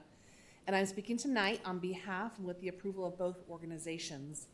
Pat Hurley is one of the oldest neighborhoods in our city. It was part of the village of Atrisco, a village founded in 1700, even before the founding of Albuquerque. WESCONA represents a diversity of communities with a range of economic capacities, and we believe that every individual property improves the community. The entire community benefits when existing housing is stabilized and fixed. Pat Hurley Neighborhood Association and WESCONA stand in support of O2591. As I mentioned before, we have a few suggestions for consideration. In reading the ordinance, we appreciate that a resident must remain in the home for 15 years, so it avoids flipping homes for a profit. But again, we ask you to consider including in the family transfer exemption a grandchild. According to Searchlight New Mexico, over 26,000 grandparents in New Mexico are raising 55,000 grandchildren. And again, I mentioned this during my public testimony at Finance and Government Operations Committee, but the current ordinance does not take into account grandchildren. And given our high rate of grandparents raising grandchildren, a grandchild should be included in the family transfer exemption. We also appreciate the reporting requirements. We would like to see safeguards to ensure that contractors are billing fairly and not taking advantage of vulnerable homeowners or of public money. One of our WESCONA members also asked that I mention that the name patch refers to an emergency repair or a temporary repair until a proper repair can be made. Again, mere semantics, but thought we would raise it again for consideration. So thank you for considering multiple ways to keep our residents of Albuquerque housed, especially in some of our lower income neighborhoods. Tad Newminski. Would you give me a overhead?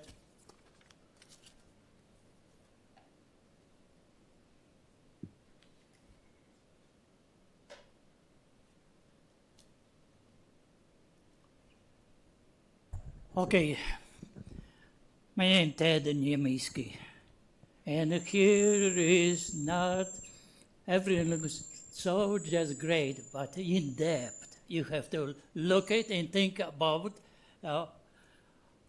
qualification, which is fine. That's 1,000 people would qualify it, 80% and below.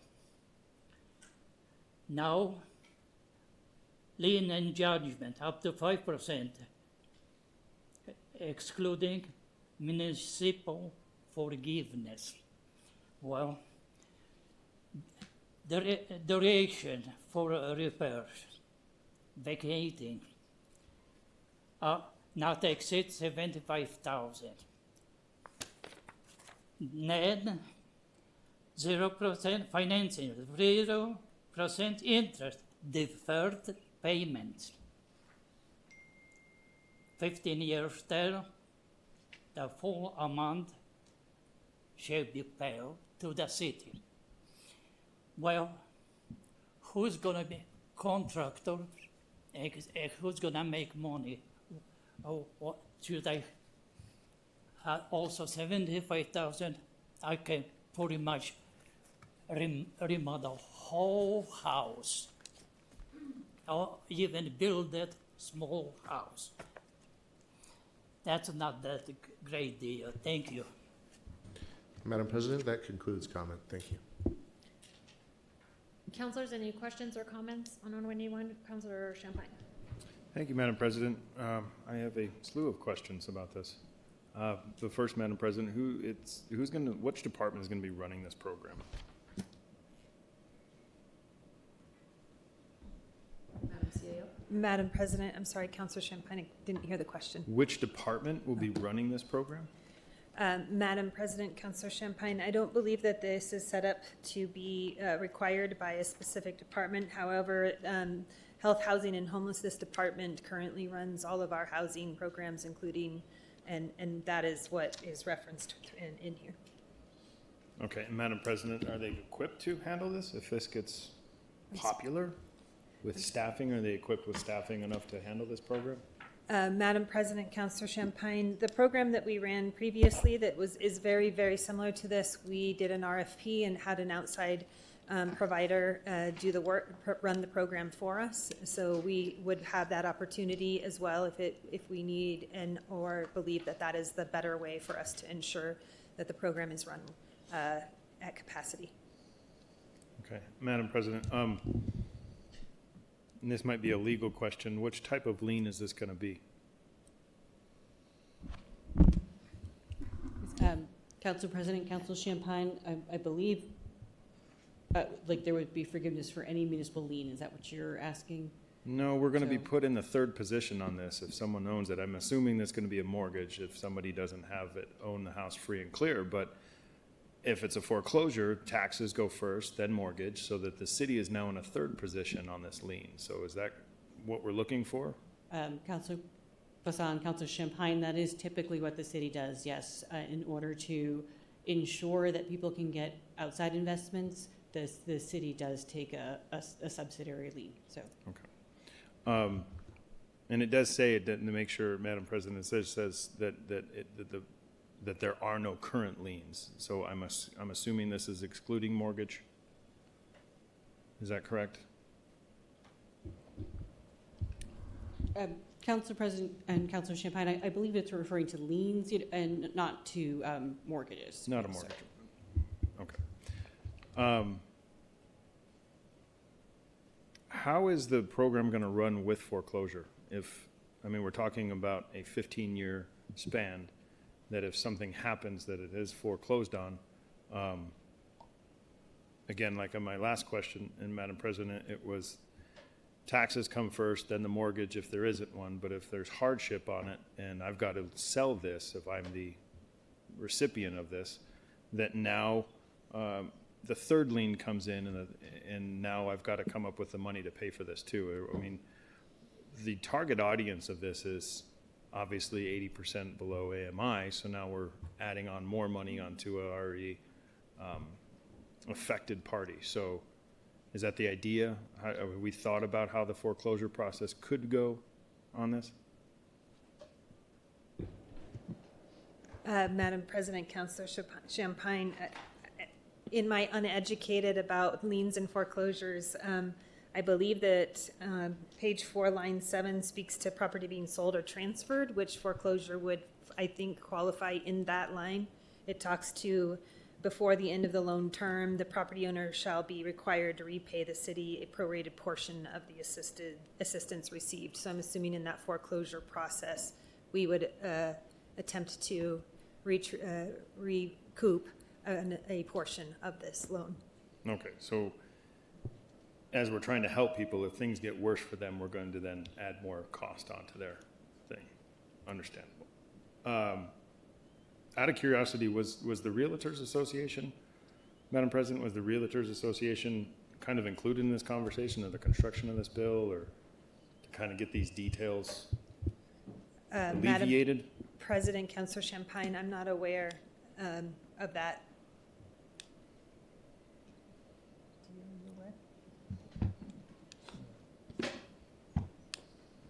Good evening, Madam Ms. President, I would call on Ms. Dolan. Good to see you. Madam President, Councilor Champagne, I was not here when the bill was drafted, but it's my understanding from other staff that worked on it that there was no meetings or conversations with the Association of Realtors. Okay, thank you for that. Madam President, in my reading of this, it's a great idea. How many households suffer from this issue that would constitute this program to be beefed up other than what HUD does right now with HomeWise? Madam President, Councilor Champagne, the current program that was sort of a pilot that was done with the ARPA funding, Council approved that Councilor Pena sponsored, has served 60 households. What? It has served 60 households 60? with the 60.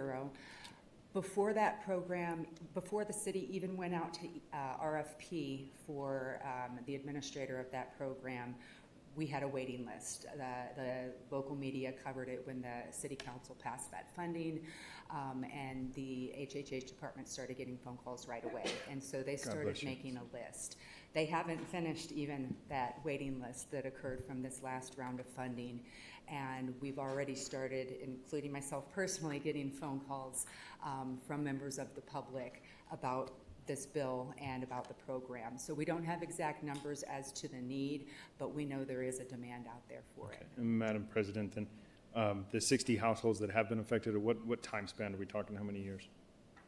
Madam Is it just President, a 1 year? Councilor Champagne, this is since mid-2023 are the households that have been served.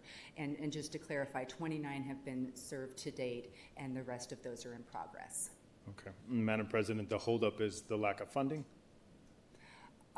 Madam President, Councilor Champagne, we don't have funding to serve any more than the 60 households that are already in the program, 29 that have been completed, and then the rest that are in progress. After that, the ARPA funding will have been depleted, and the city will need to look for other funding sources.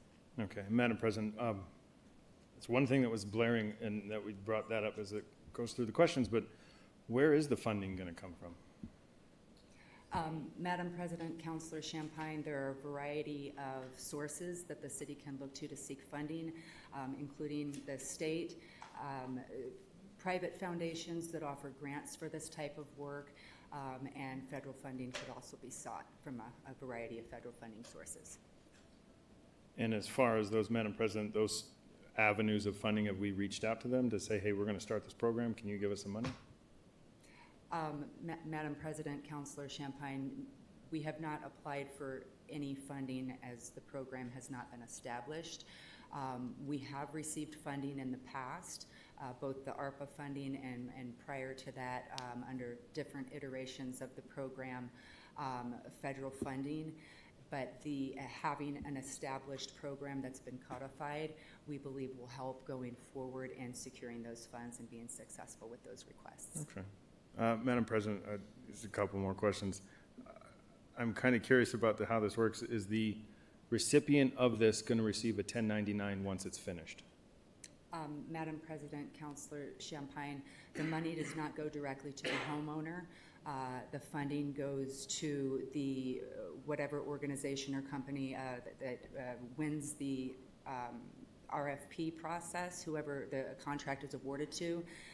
The funding goes to that entity who then uses it to complete the work. So I'm not sure what the process, I don't think I can speak to the process of 1099s that the city would issue to anybody we contract with. I don't know if there's someone from... Madam President, based on that, okay, so if this program, if I put in for this and I'm awarded it as the homeowner, the money obviously it's not funneled through me, but I'm awarded the program and it's funneled to the contractor that an RFP process for each individual Madam President, Councilor Champagne, so I'll use the current program as an example, although to be clear, that's not exactly what this is.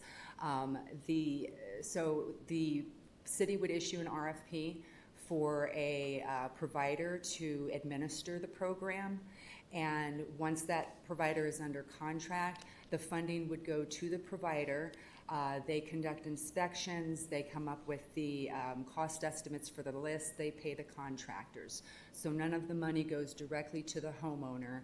It goes through our administrative contractor who then oversees the project.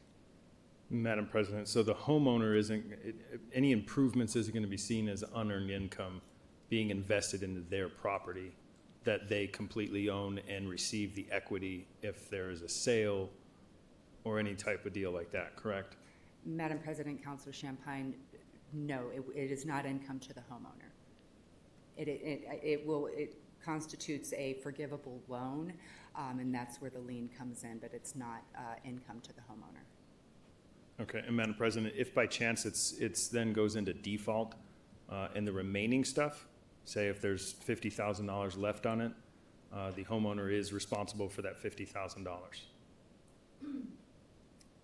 Madam President, Councilor Champagne, I'm not sure I'm understanding the question. Madam President, if I can, okay, so if I put in for this and I'm awarded it, and the stipulation is I get $75,000 to repair a roof, electrical, plumbing, all the things that I need, and in 6 years from now, I have to sell the house, or I have to move, or something happens, that I'm responsible for a prorated amount, and say that prorated amount is $50,000, then even though as the homeowner, I never received the money, it went through a third party, I'm responsible to pay that third party back then?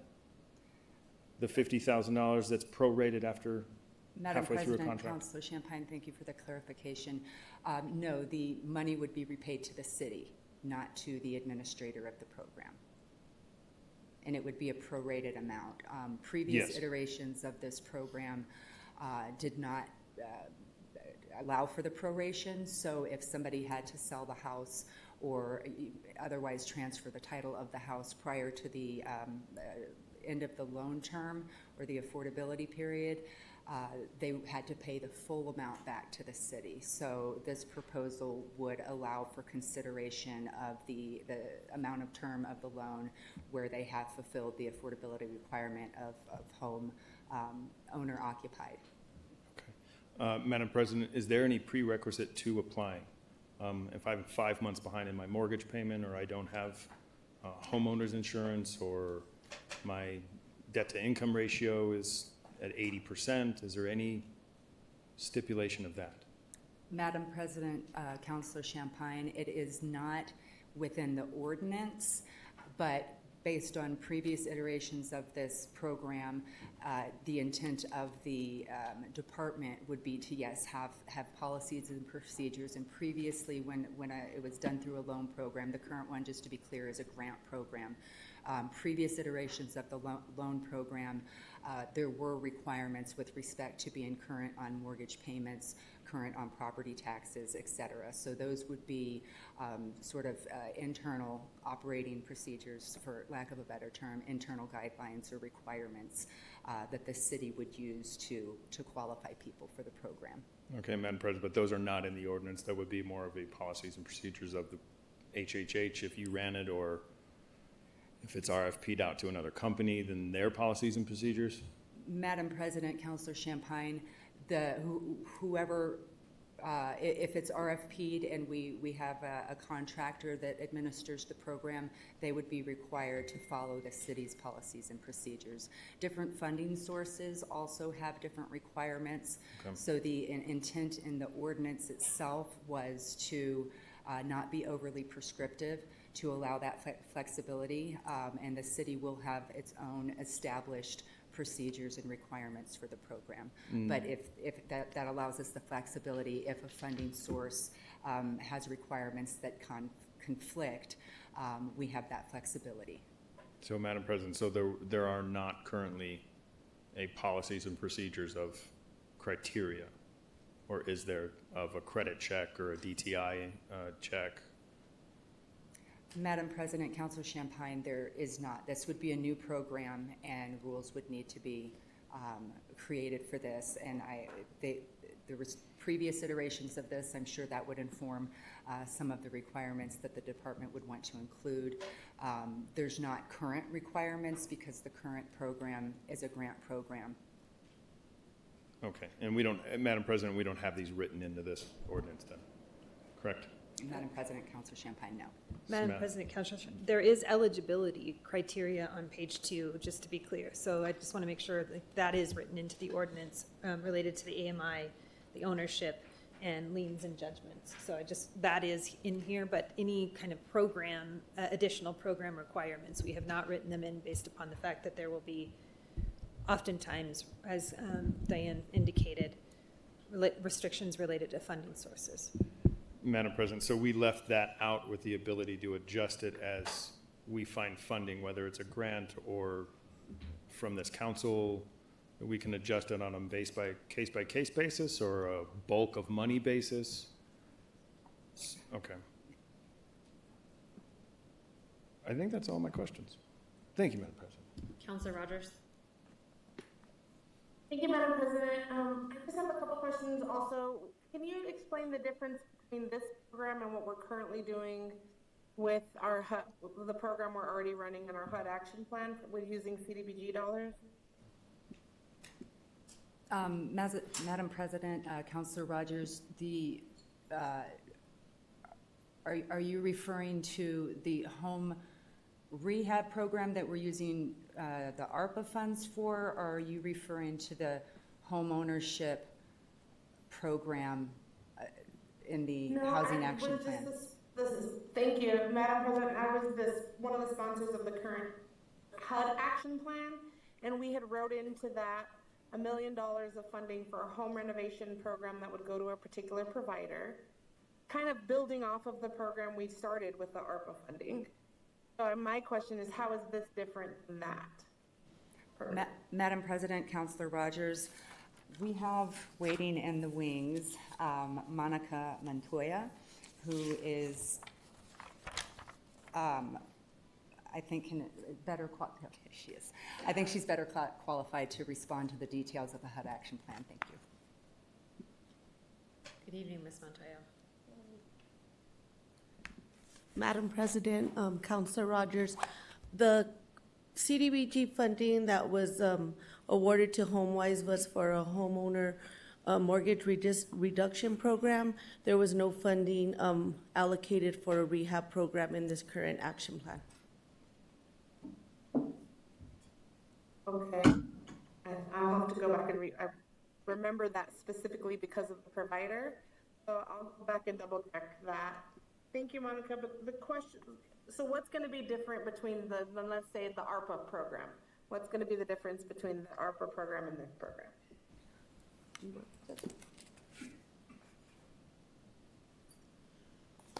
Madam President, Councilor Rogers, the main difference would be that the ARPA program is set up as a grant program, and this program is set up as a forgivable loan program. Thank you. So why did we choose a forgivable loan program if we don't know the source of the funding? Rather than we get a grant that's with free money, why would we allow someone to do that in a forgivable loan if it's a grant?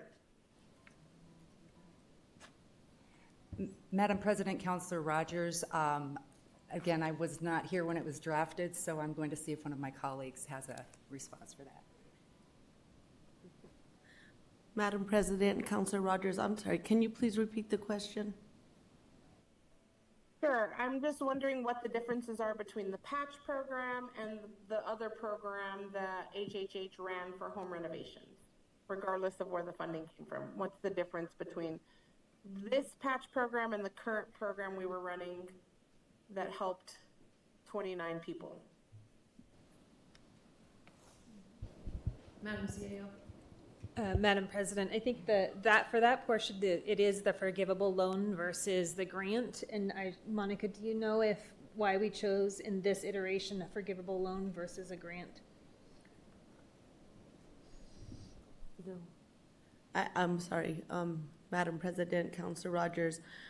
I did not draft this ordinance, so I'm not sure why it was chosen to be a forgivable loan instead of a grant. Thank you. Thank you, Madam President. A couple more follow-up questions. We do actually, in fact, have data to answer Councilor Champagne's question. I was working really closely with Lisa Huval at the time and HH8, our family and community at the time, on the original program.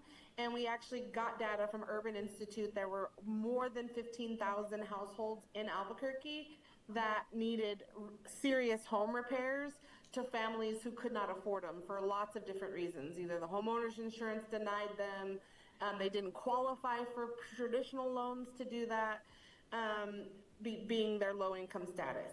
And so for me, it's not a good thing to have it be a forgivable loan for all of the reasons that I just mentioned, that it will inadvertently put families in positions, especially because we're not actually specifying what the requirements are for the provider. Because we know from the previous program, the provider put different requirements and eligibility requirements of what the city contract had. And so for me, I would need to see that explicitly in here, what can say people are eligible to receive this funding to help their families or not, that they cannot go above what's in our ordinance. Nothing here says that. And then I think the other thing for me in this is, really, this isn't going to help anybody. There's no funding attached. This is like this is a nice to do and a nice to say. We want to help families, but there's no money attached to this. Worry about this program's success. And also, I don't see any provisions in here that require that the provider also make sure that they get permits. They're pulling permits. We know from the previous program, some of the contractors weren't pulling adequate permits for the homework they were doing on family homes, which causes a whole bunch of other issues later on down the line. So this one's hard for me. I want to help families, but I also am just not seeing the safeguards that will actually families who are actually utilizing this. Thank you, Madam President. Councilor Feeblecorn. Thank you, Madam President. Just a couple questions and then a little information on forgivable loan versus grant. So I don't know if perhaps Ms. Dolan can answer these questions, Madam President, but there was a lot of questions around, like, are there enough people in our community who need this program? And I just wonder, do you know the average age of our housing stock in Albuquerque? Madam President, Councilor Feeblecorn, I do not. I do, Madam President. It is 44 years. And so the average home in our community is 44 years old. By the time a home is 44 years old, it is in desperate need of repairs. I can now obviously go out and do those repairs. I am privileged enough to do that. We do have a large number of people in our community that cannot afford those repairs. Ms. Dolan, do you know the percentage of folks in our community who are at 80% or less AMI? Madam President, Councilor Feeblecorn, I do not have that information available right now. I do have that, so, okay, it's 25%. So again, a quarter of the people who live in Albuquerque are at 80% AMI or less. That makes it almost impossible to ever save up the amount of money that's needed to provide these kinds of structural repairs to a house that is, on average, 44 years old. And so I think the idea that we don't know if there's enough demand, I think what we know is that there's going to be more demand than we can ever supply. And so I just wanted to make that point. I also think that we missed a point here in that when we do these types of structural repairs, particularly roof improvements, energy efficiency improvements, we are not just doing these repairs for these homes. The value of these homes then go up.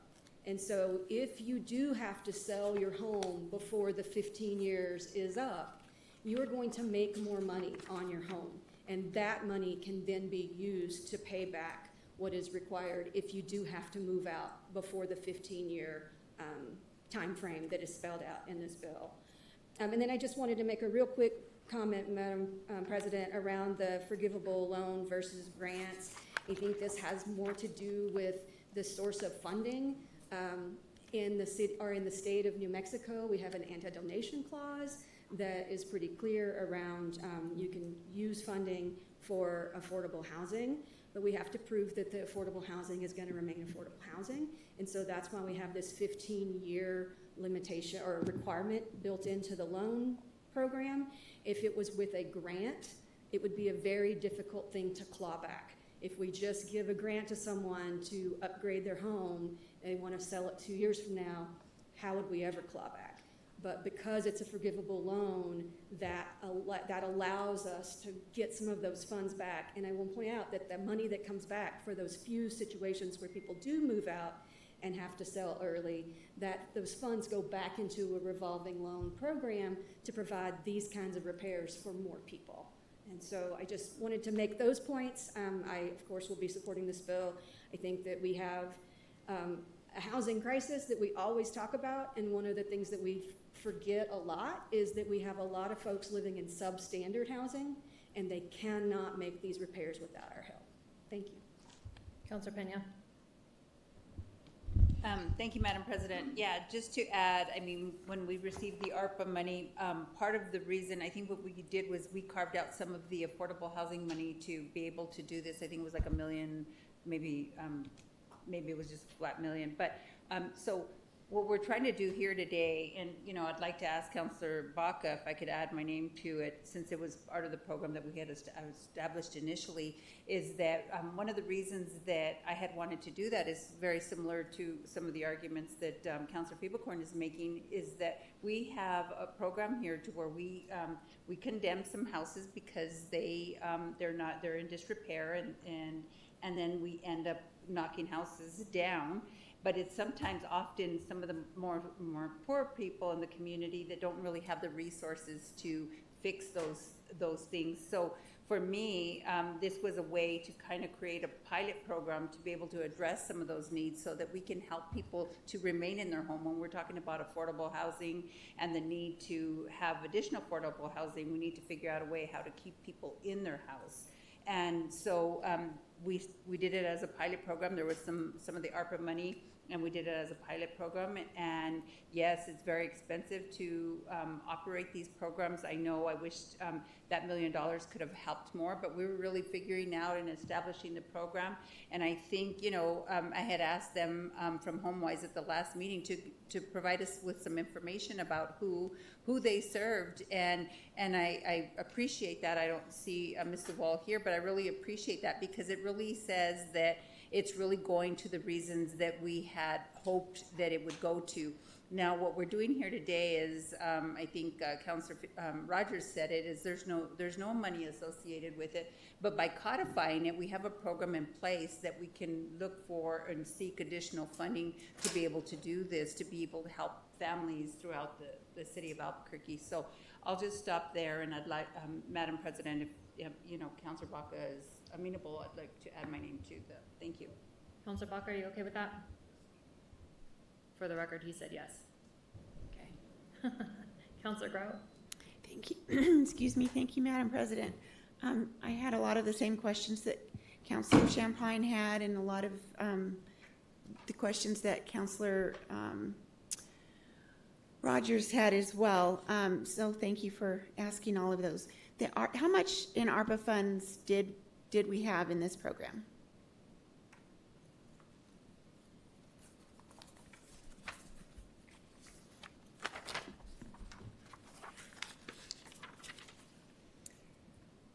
Madam President, Councilor Grout, the total amount of funding, I'm sorry, I'm going to have to do some quick math, was about $3.3 million. Okay, 3.3 million, and it served 60 homes, and we've completed 29 projects.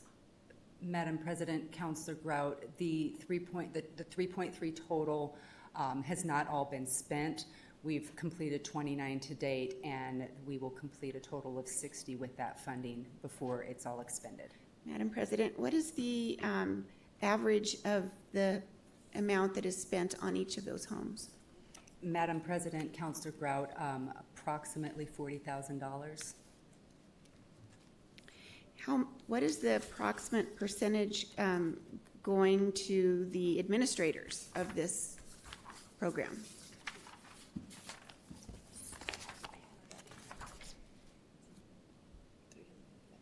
Oh, that's for the total amount. Madam President, Councilor Grout, the total amount of that $300,000, I'm sorry, 3.3 million that is going to the administrative cost is $311,000. Okay. Who decides which neighborhoods are underserved and how? Madam President, Councilor Grout, the current program is not identifying households based on underserved neighborhoods. It is based on whether or not the household meets the definition of at or below 80% AMI. Okay, Madam President, in this new program that is being proposed, will it be the same or is it underserved? Madam President, Councilor Grout, as the ordinance is written, it is 80% AMI is the requirement. The original bill did have language related to the social vulnerability index that was removed in an earlier committee sub with the intent of maximum flexibility and being least prescriptive. Very good. I know I've been going throughout my neighborhood and neighborhoods and in my district, and I can see a lot of need and so I'm hoping, yes, homes are very old. My home's over 40 years old too, so I do see that there's lots of needs, and I can see that there's a need for this program. I think it's a great idea. There are still a lot of questions about it, so I hope that all of those questions are answered, and it is a program that is well received. Thank you. Madam President, Councilor Grant, if I may, I do have a map. We provided a report earlier that had sort of a static map of where those 60 homes are in the city, but I did create one that, if you're interested, I could enlarge for you. I do have my laptop with me tonight if you'd like to see it, or if subsequently you'd like to see it, but it shows it is a pretty wide distribution of where those 60 homes are in the city of Albuquerque. And Councilor Grout, I believe there were a few in yours. Thank you. If you sent it over, I think that'll be fine. Thank you. Councilor Grout, any more questions? Madam CAO.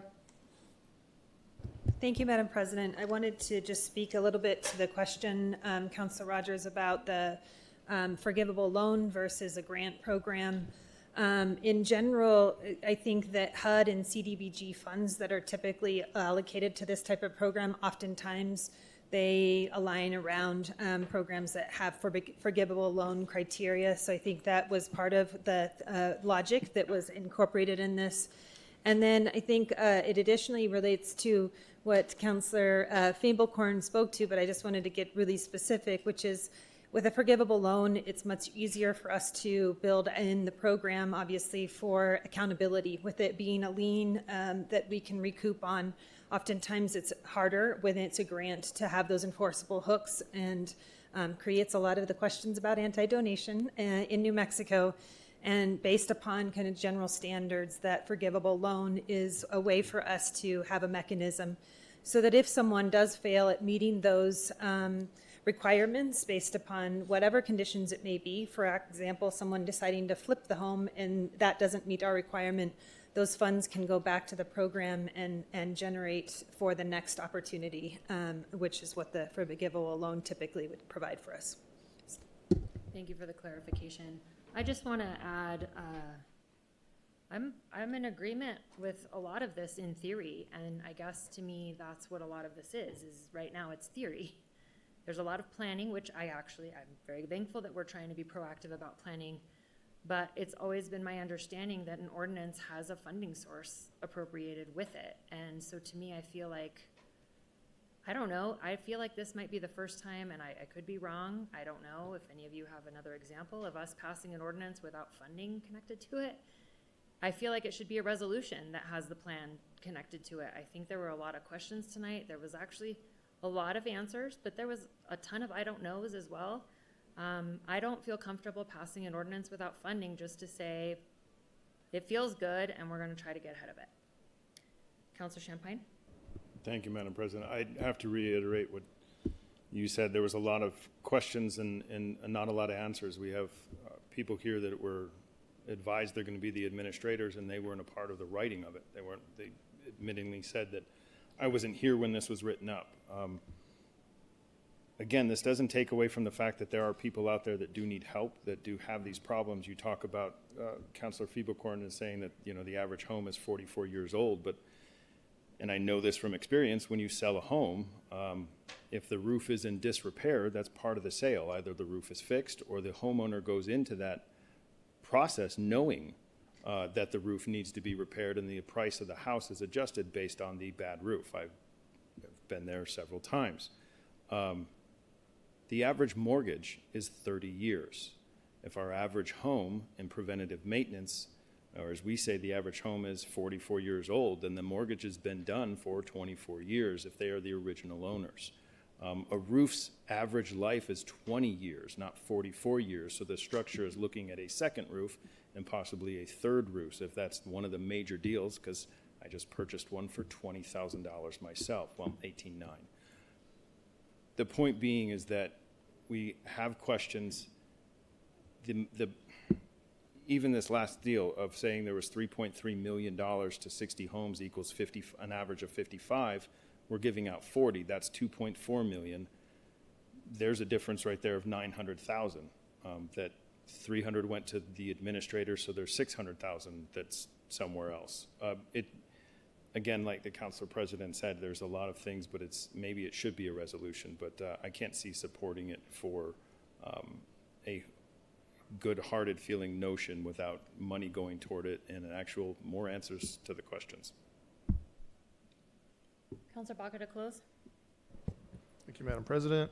Just a couple quick things. One, grandkids were included. Great ideas, Mr. Valdez. Keep those in mind for the future. Urge your support. The motion is for 091 as amended. Madam Clerk? Counselor Baca? Yes. Counselor Champagne? No. Counselor Fiebelkorn? Yes. Counselor Grout? Yes. Counselor Lewis? No. Vice President Pena? Yes. Counselor Rogers? Yes. President Basan? No. It passes on a 5-3 vote. Moving on to R188, Councilors Rogers, Fiebelkorn, Pena, and Grout.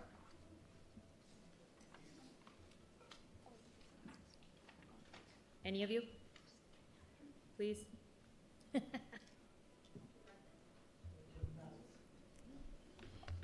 Madam President, this is R188, authorizing the acceptance of funds from the state of New Mexico and appropriating funds for specific homeless services programs and facility improvements into a specific affordable housing project. I move it do pass.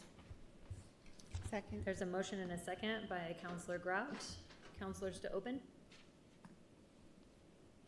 Or shall we go to public comment? Public comment, please, ma'am. Okay, Mr. Cornelius. Thank you, Madam President. Anne Marie Johnston, followed by Adeo Rose Bennett Herrick.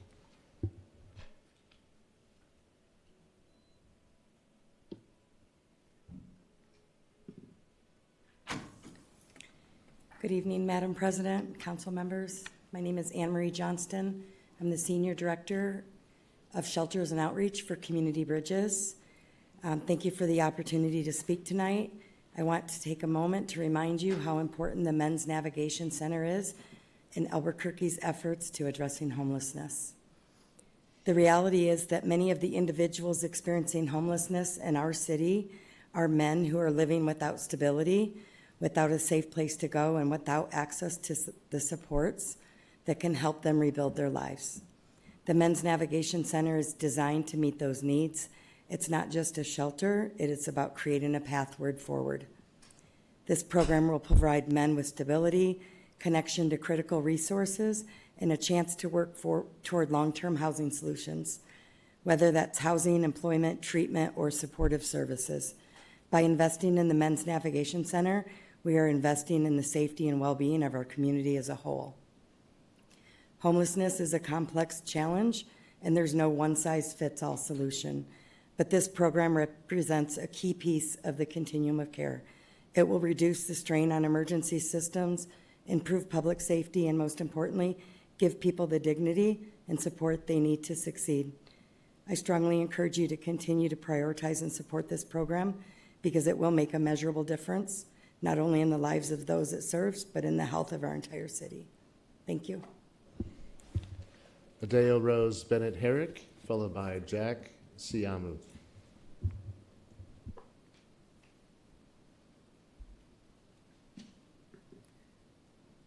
I really like what Anne Marie had to say. I really, I'm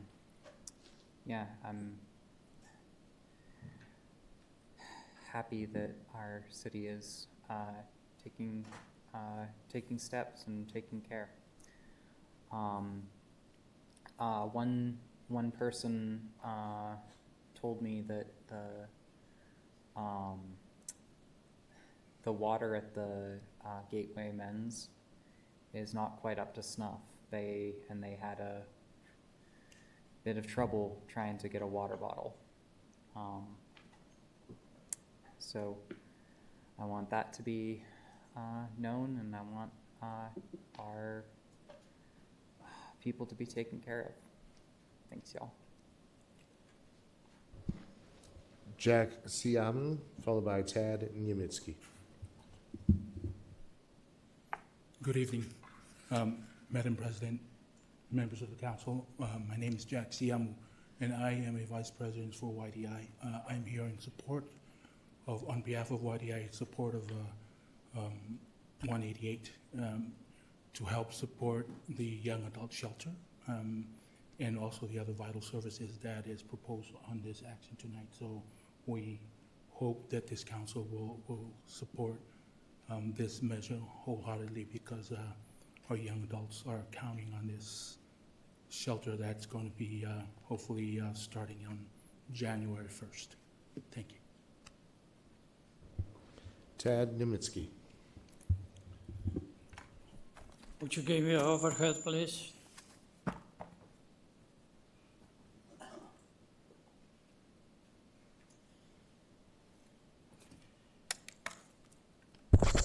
Thank you. This ordinance is in value of $110 million. That's only one source. Another source, I'm gonna name it also over 100,000. That's from a lawsuit, heroin, or whatever this lawsuit be. So how much total is it for those programs? And we know right here almost 500,000. So let's do that math. How much city taxpayer spending altogether? City, my question is very simple. Do I have to get court order and ask city to subpoena how many people some kind support and what's the cost of those programs? Thank you. Do I have to take a court order? Probably I will. Thank you. Madam President, our Zoom speaker is not present at this time, so that concludes comment. Thank you. Thank you. Councilors to open.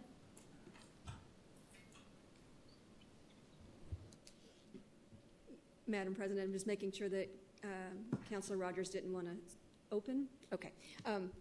Thank you, Madam President. So again, we've talked about this quite a few times, but these are almost $22 million coming from the state to provide us with funding for our youth shelter that will be opening. I just heard January 1st. We had been told February. We're going to go with January 1st. That sounds very exciting. Also to fund the Gateway Center, and also for an affordable housing project. So these are funds that were dedicated to the city and county during the legislative process. Then there was a line item veto, but the governor did ensure that they stayed in play for the city and county. And so I'm just really thrilled that we're getting 22 million. The county's getting a large amount. We're going to see a lot of affordable housing projects moving forward before June 30th of next year. And so I think it's a really exciting opportunity, and we're really thankful to the state of New Mexico and all of our legislators for finding these funds and making sure they got to us. Councilor Champagne?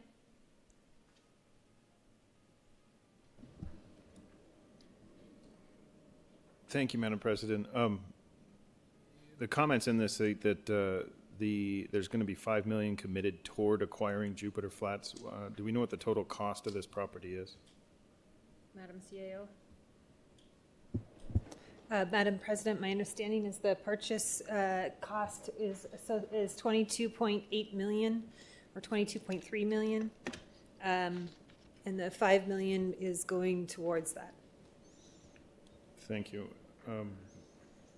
Madam President, it's supposed to be expected completion fall of 2025. Is that still on track?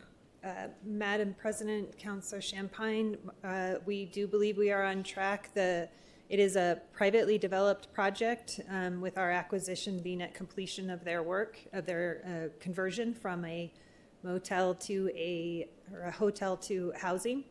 And we will for the revenue bond that we will need to issue, will be coming to council to do so. And Madam President,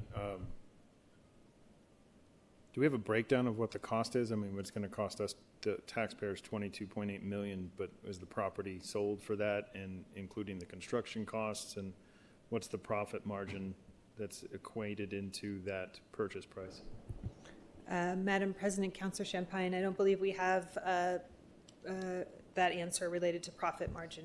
We can get you the financials we have and provide additional information. Thank you, Madam CEO. Last question, Madam President. Advises the property will be acquired September of this year. I take it it's not, since we're halfway through. Madam President, Councilor Champagne, we are working towards a purchase agreement, and we are doing our inspections and all of the steps that we would do in any situation. So we're following all of our regular steps to ensure that we are making progress and able to send down with the right timing that revenue bond documentation. Thank you, Madam President. And I'm sorry, if you all are interested in the revenue bond portion, Mr. Muirhead has stayed for the meeting to be able to answer those questions as well. No, thank you. Councilors, any other questions or comments? Councilors to close. Madam President, I think we are at the point where we know that we need the gateway system to be up and running. We have the system, and it is time for it to start operating at its full potential. We also need the Young Adult Housing Navigation Center to be up and running on some early time next year, and we need affordable housing. And this funding that's provided by the state gives us all three of those things. Urge your support. Madam Clerk, the motion is for a due pass of R-188.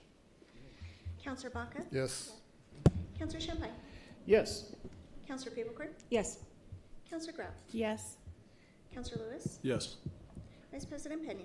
Yes. Councilor Rogers? Yes. President Bassan? Yes. Passes unanimously. Councilor Rogers, RA-6. Thank you, Madam President. RA 25-6 is amending Article 3, Section 4C, City Council Rules of Procedure regarding proclamations and presentations. And I move a due pass. Second. There's a motion and a second from Councilor Baca. Councilor Rogers, did you want to go ahead and move your amendment? Yes, thank you, Madam President. I'd like to move amendment number 1. And this is just clarifying a little bit more of my intent for this change.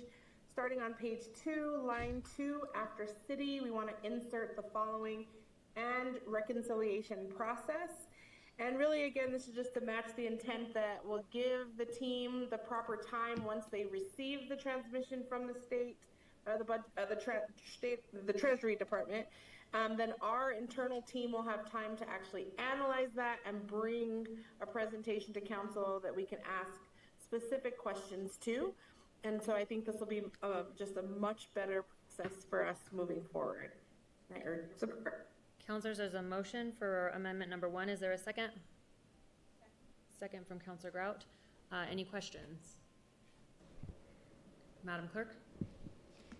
Counselor Baca? Yes. Counselor Champagne? Yes. Counselor Peoplecorn? Yes. Counselor Grout? Yes. Counselor Lewis? Yes. Vice President Pena? Yes. Counselor Rogers? Yes. President Bassan? Yes. Passes unanimously. We're back on Rules Amendment 6 as amended. Counselors, any questions or comments? Counselor Rogers to close. Madam President, I urge your support. All right, Madam Clerk. RA 6 as amended. Counselor Baca? Yes. Counselor Champagne? Yes. Counselor Peoplecorn? Yes. Counselor Grout? Yes. Counselor Lewis? Yes. Vice President Pena? Yes. Counselor Rogers? Yes. President Bassan? Yes. Passes unanimously. Moving on to R179, Counselor Grout. Madam President, thank you. R179 is establishing a continuing sobriety housing voucher pilot program for individuals experiencing homelessness, directing the Department of Health, Housing, and Homelessness to develop a plan to implement a pilot program and report on outcomes. I move a do pass. There's a motion and a second from Counselor Champagne. Counselor Grout to open. Thank you. Madam President, this bill directs Triple H to develop a plan for continuing sobriety for a housing voucher pilot program. You know, we have lots of different vouchers, but we don't have any for sobriety. There are a lot of people that come out of treatment, out of detox, and they have nowhere to go, and we need to give them more of an opportunity to be successful. We need to come around them with a high level of care, case management. This is a program where they would self-ask to be in it, and my goal is to help these people become independent. Coming out of treatment, they may not have a place to live, but they need to find a job. But if we can give them stable housing, they can continue on their sobriety journey while also looking for a new job, finding permanent housing, and this just gives them an opportunity. And then by doing this, we will also ask the provider to have data, collect data to see the success of this program, or maybe not successful program. But if it is successful, we can see how we can improve or expand it into other areas. The thing that I see, we have spent $8 million on permanent supportive housing dollars from the general fund. And while I'm glad that we are able to support those 596 families, I don't know that that's sustainable in the long run, and we can't help other people. And I want to see options where we are helping people transition from vouchers so that we can get those folks on their own, or more so on their own, and then we can bring others into the fold and help them. So that is my goal. It is also, we are giving Triple H, directing them to have a wide latitude so that they can create this program. We're asking that they come back to council in 60 days with their plan, and then how much it's going to cost, and then we as council will find the money to help that. This would be, the opioid money would actually work within this realm, but that's just one option. Anyway, that's what I'm looking at. Let's go to public comment, and then we'll go to questions from the council. Thank you, Madam President. Anami Das, followed by James Shanley. Hi, y'all.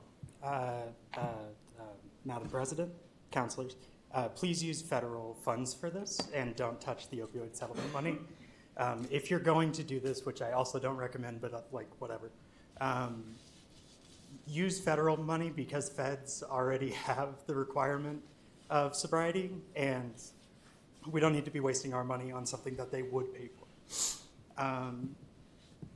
Something else. There was something in the first whereas statement that highlighted the importance of evidence-based practices. And then in section either 1 or 2, it lists Alcoholics Anonymous and Narcotics Anonymous. Those are not evidence-based, those are faith-based. They can be effective for certain people, but they are not evidence-based. I suggest any kind of SMART, all caps, SMART program. And also I think, this is more broad, it's a bad idea to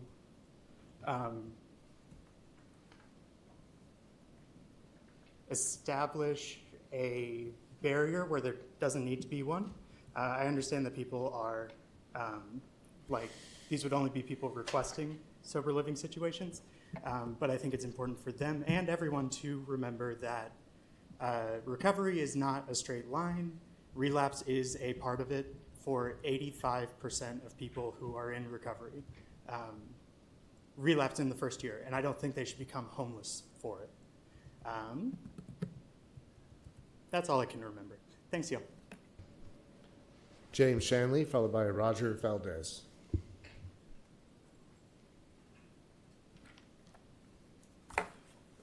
Madam President, councilors, I wish to commend Councilor Grout for crafting this resolution and designing a more empirical approach to assessing one of the core elements of Albuquerque's current homelessness crisis and the essential need for transition.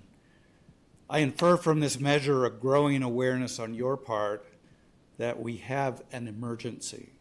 Certainly, my recent doorstep conversations with residents of my District 7 tells me unequivocally that they see we have an emergency. I would like to offer the following as potential amendments to make this resolution more reflective of that sense of emergency. First, since there has undoubtedly been dialogue with HHH about the design and implementation of this pilot program, please require from them the CSV program plan via resolution to City Council within 30, not 60 days after passage of this resolution.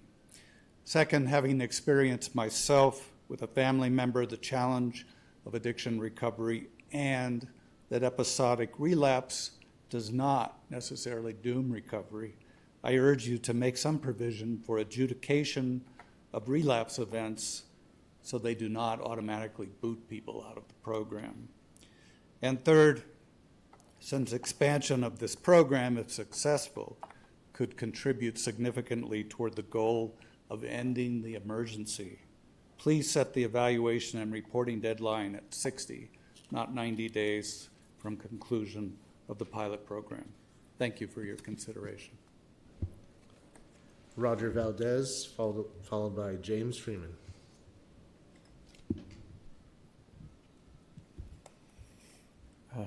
Madam President, councilors, Roger Valdez with the Center for Housing Economics. We support this concept. Harm reduction is an important intervention tool, and meeting people where they are in their recovery is central to achieving that recovery. And often people have to choose their own recovery goals, and those look different for every individual. However, when it comes to choosing sobriety and that path, we do find that many people seeking recovery are having a challenge finding sustainable housing as they make that trip. And these relationships are important because loss of housing can lead to relapse, just like relapse can lead to loss of housing. So we really are looking forward to this program and its design. We are going to be getting approved on Wednesday for $500,000 in capital outlay to convert a medical dental clinic that the county currently owns into a 5-bed transitional housing facility. And we're looking forward to beginning that work. It's 133 Virginia, the International District. And we're looking forward to working with an operator that could use this voucher, and that could be central to the success of that program. So we're hopeful to work with you in designing this as we design the facility and the program. And so we'd look forward to working with you on this as we make those renovations and bring that facility online, we hope, next year sometime. So thank you very much. James Freeman. Good evening again, y'all. I support this pilot program, absolutely. But when it comes to housing vouchers, I'm an all of the above kind of guy. I think we need to greatly expand all the vouchers, significantly increase the funding for all the vouchers. And I would challenge y'all, often some of you talk about ACS getting a bucket of vouchers. Let's make a pilot program for that. You know, we all talk about the amount of funding that ACS has received, and now it's 17 distinct programs. You know, let them have some vouchers and give it a try. Let's try everything. Let's try everything we possibly can to improve homeless outcomes. You know, as somebody that benefited myself from a housing voucher, I lived in Albuquerque in 2017 and 2018 on a housing voucher. That changed my life. We can change so many people's lives with the housing voucher. Nothing else even comes close. I also agree with Mr. Shanley's amendments. I think shortening some of those timeframes make a lot of sense. And I also want to agree that relapse is part of the recovery process. The idea that we're going to be testing people every week or every month, and if they slip up one time, then we're going to kick them out of their house. That's really troubling. And so I definitely don't want to cause a situation like that. But also, at the end of the one-year program, we can't say these 25 people are now homeless. You know, we would also have to find a way to extend it, especially if it proves to be evidence-based and successful. You know, we definitely want to keep them housed. And so I hope those considerations reach you. But again, housing vouchers are the most important way, the most effective way to improve homelessness in Albuquerque. I stand by that. Thank you. Madam President, our lone Zoom speaker is not located in Zoom, so that concludes comment. Thank you. Councilors, we're on R179. Any questions or comments? Councilor Feeble-Corn. Thank you, Madam President. A couple of questions. I think these are for the administration. So I noticed that we were saying HHH go out and make this plan. Is HHH on board for this, and does the administration support this?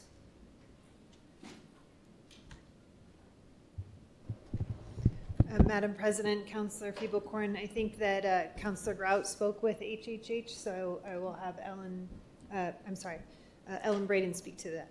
Madam President, Councilor Feeble-Corn, while I personally have not spoken with Councilor Grout about it, HHH is willing and prepared to create a program and bring that to council. That's great news. Thank you. And are the existing vouchers that we have not available for folks who are newly sober? Madam President, Councilor Feeble-Corn, the current vouchers do not exclude people who are in recovery. Okay. And I guess my biggest concern is just, I feel like perhaps we didn't learn from Bernalillo County. They had a lot of money put into a tiny home village that had these types of requirements of you can come here, but you mess up once and you're out. And they didn't have people move in. And so what can be done for this program to learn from what Bernalillo County went through and make it actually usable for folks? Madam President and Councilor Feeble-Corn, I think you heard earlier in some public comment about the potential for relapse when people are on a path to recovery, and the utilization of drug testing as a therapeutic tool is how I think that we're going to craft the program before we present it to you. So it's not unheard of to use drug testing and to use markers in recovery, but therapeutically, not punitively. Thank you, Madam President. So you're saying that there's a way to design this program where we test folks regularly, but we're not going to unhouse anyone if they have relapsed? Madam President, Councilor Feeble-Corn, that is my recommendation. Okay. Thank you. That would be my recommendation as well. Thank you very much. And then my last question, Madam President, is just, and this might be actually for the sponsor, we have a set amount of housing voucher dollars. I think everybody recalls that I wanted a lot more. Would we be getting additional funds for this, or would we be splitting up the existing amount of housing voucher dollars that we already have? Counselor Madam President, thank you for the question. We will not take any dollars away from the existing programs that we have right now.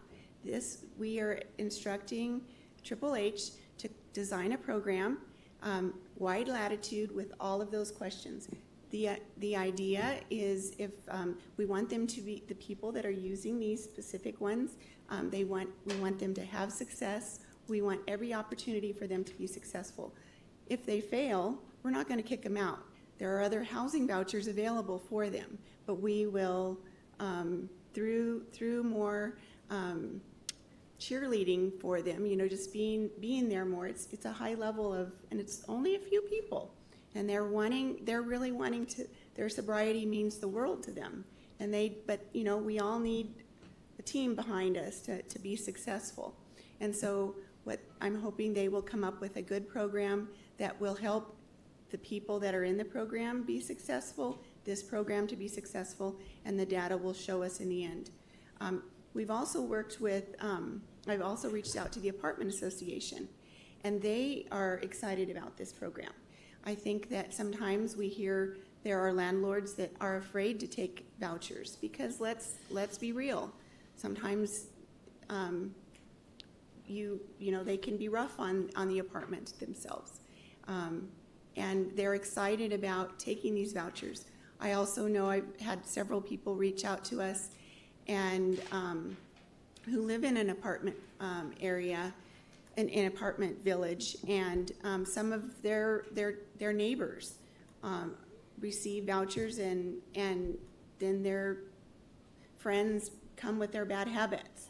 And so they're excited to have new neighbors that don't have those bad habits. And hopefully it will, make it so that we can find some more housing for some of these people, and we'll expand on it. And we'll see if it works.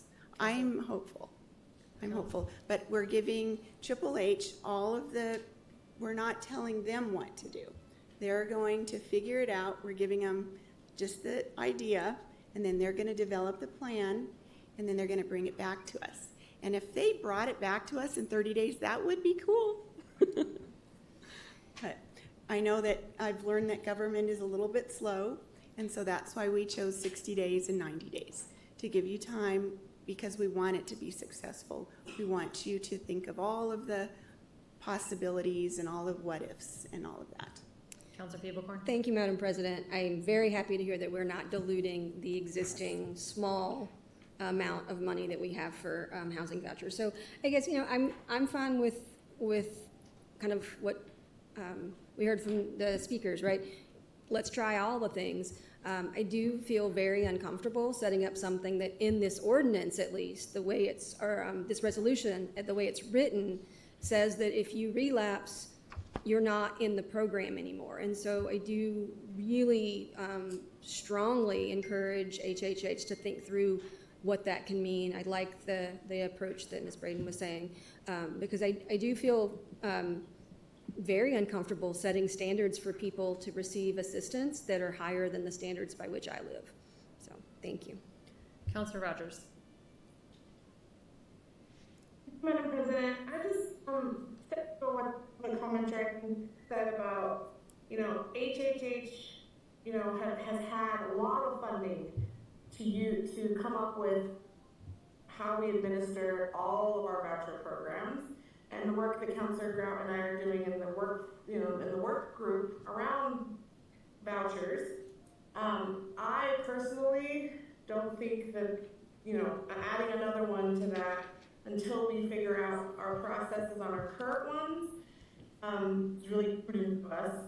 I also agree. I think we're going to come up with, having departments come up with a plan. Let's let ACS also put in a plan. Let's have HHH put together a plan. Let's have ACS put together a plan. Bring it back to council, and we decide which plan is better and which one we want to fund. Because continue to put all our eggs on this basket for vouchers isn't working. It's just not working. And so also this body continues to vote down any chances I've had of putting a plan together to come up with an idea. Is continuing to be like, this body doesn't want us to plan and come back with I'm just interested in why now? I've personally tried to come up with some plans that didn't get support from this council. And so I just think personally we need to get a handle on current vouchers that we already have a stewardship over, and let's let some other departments compete for this money too. Thank you, Madam President. Any other questions or comments, councilors? Councilor Grout to close. Thank you. I have just two things to say. Miss Abby Stiles, could you clarify HUD requirements for sobriety? Ms. Stiles?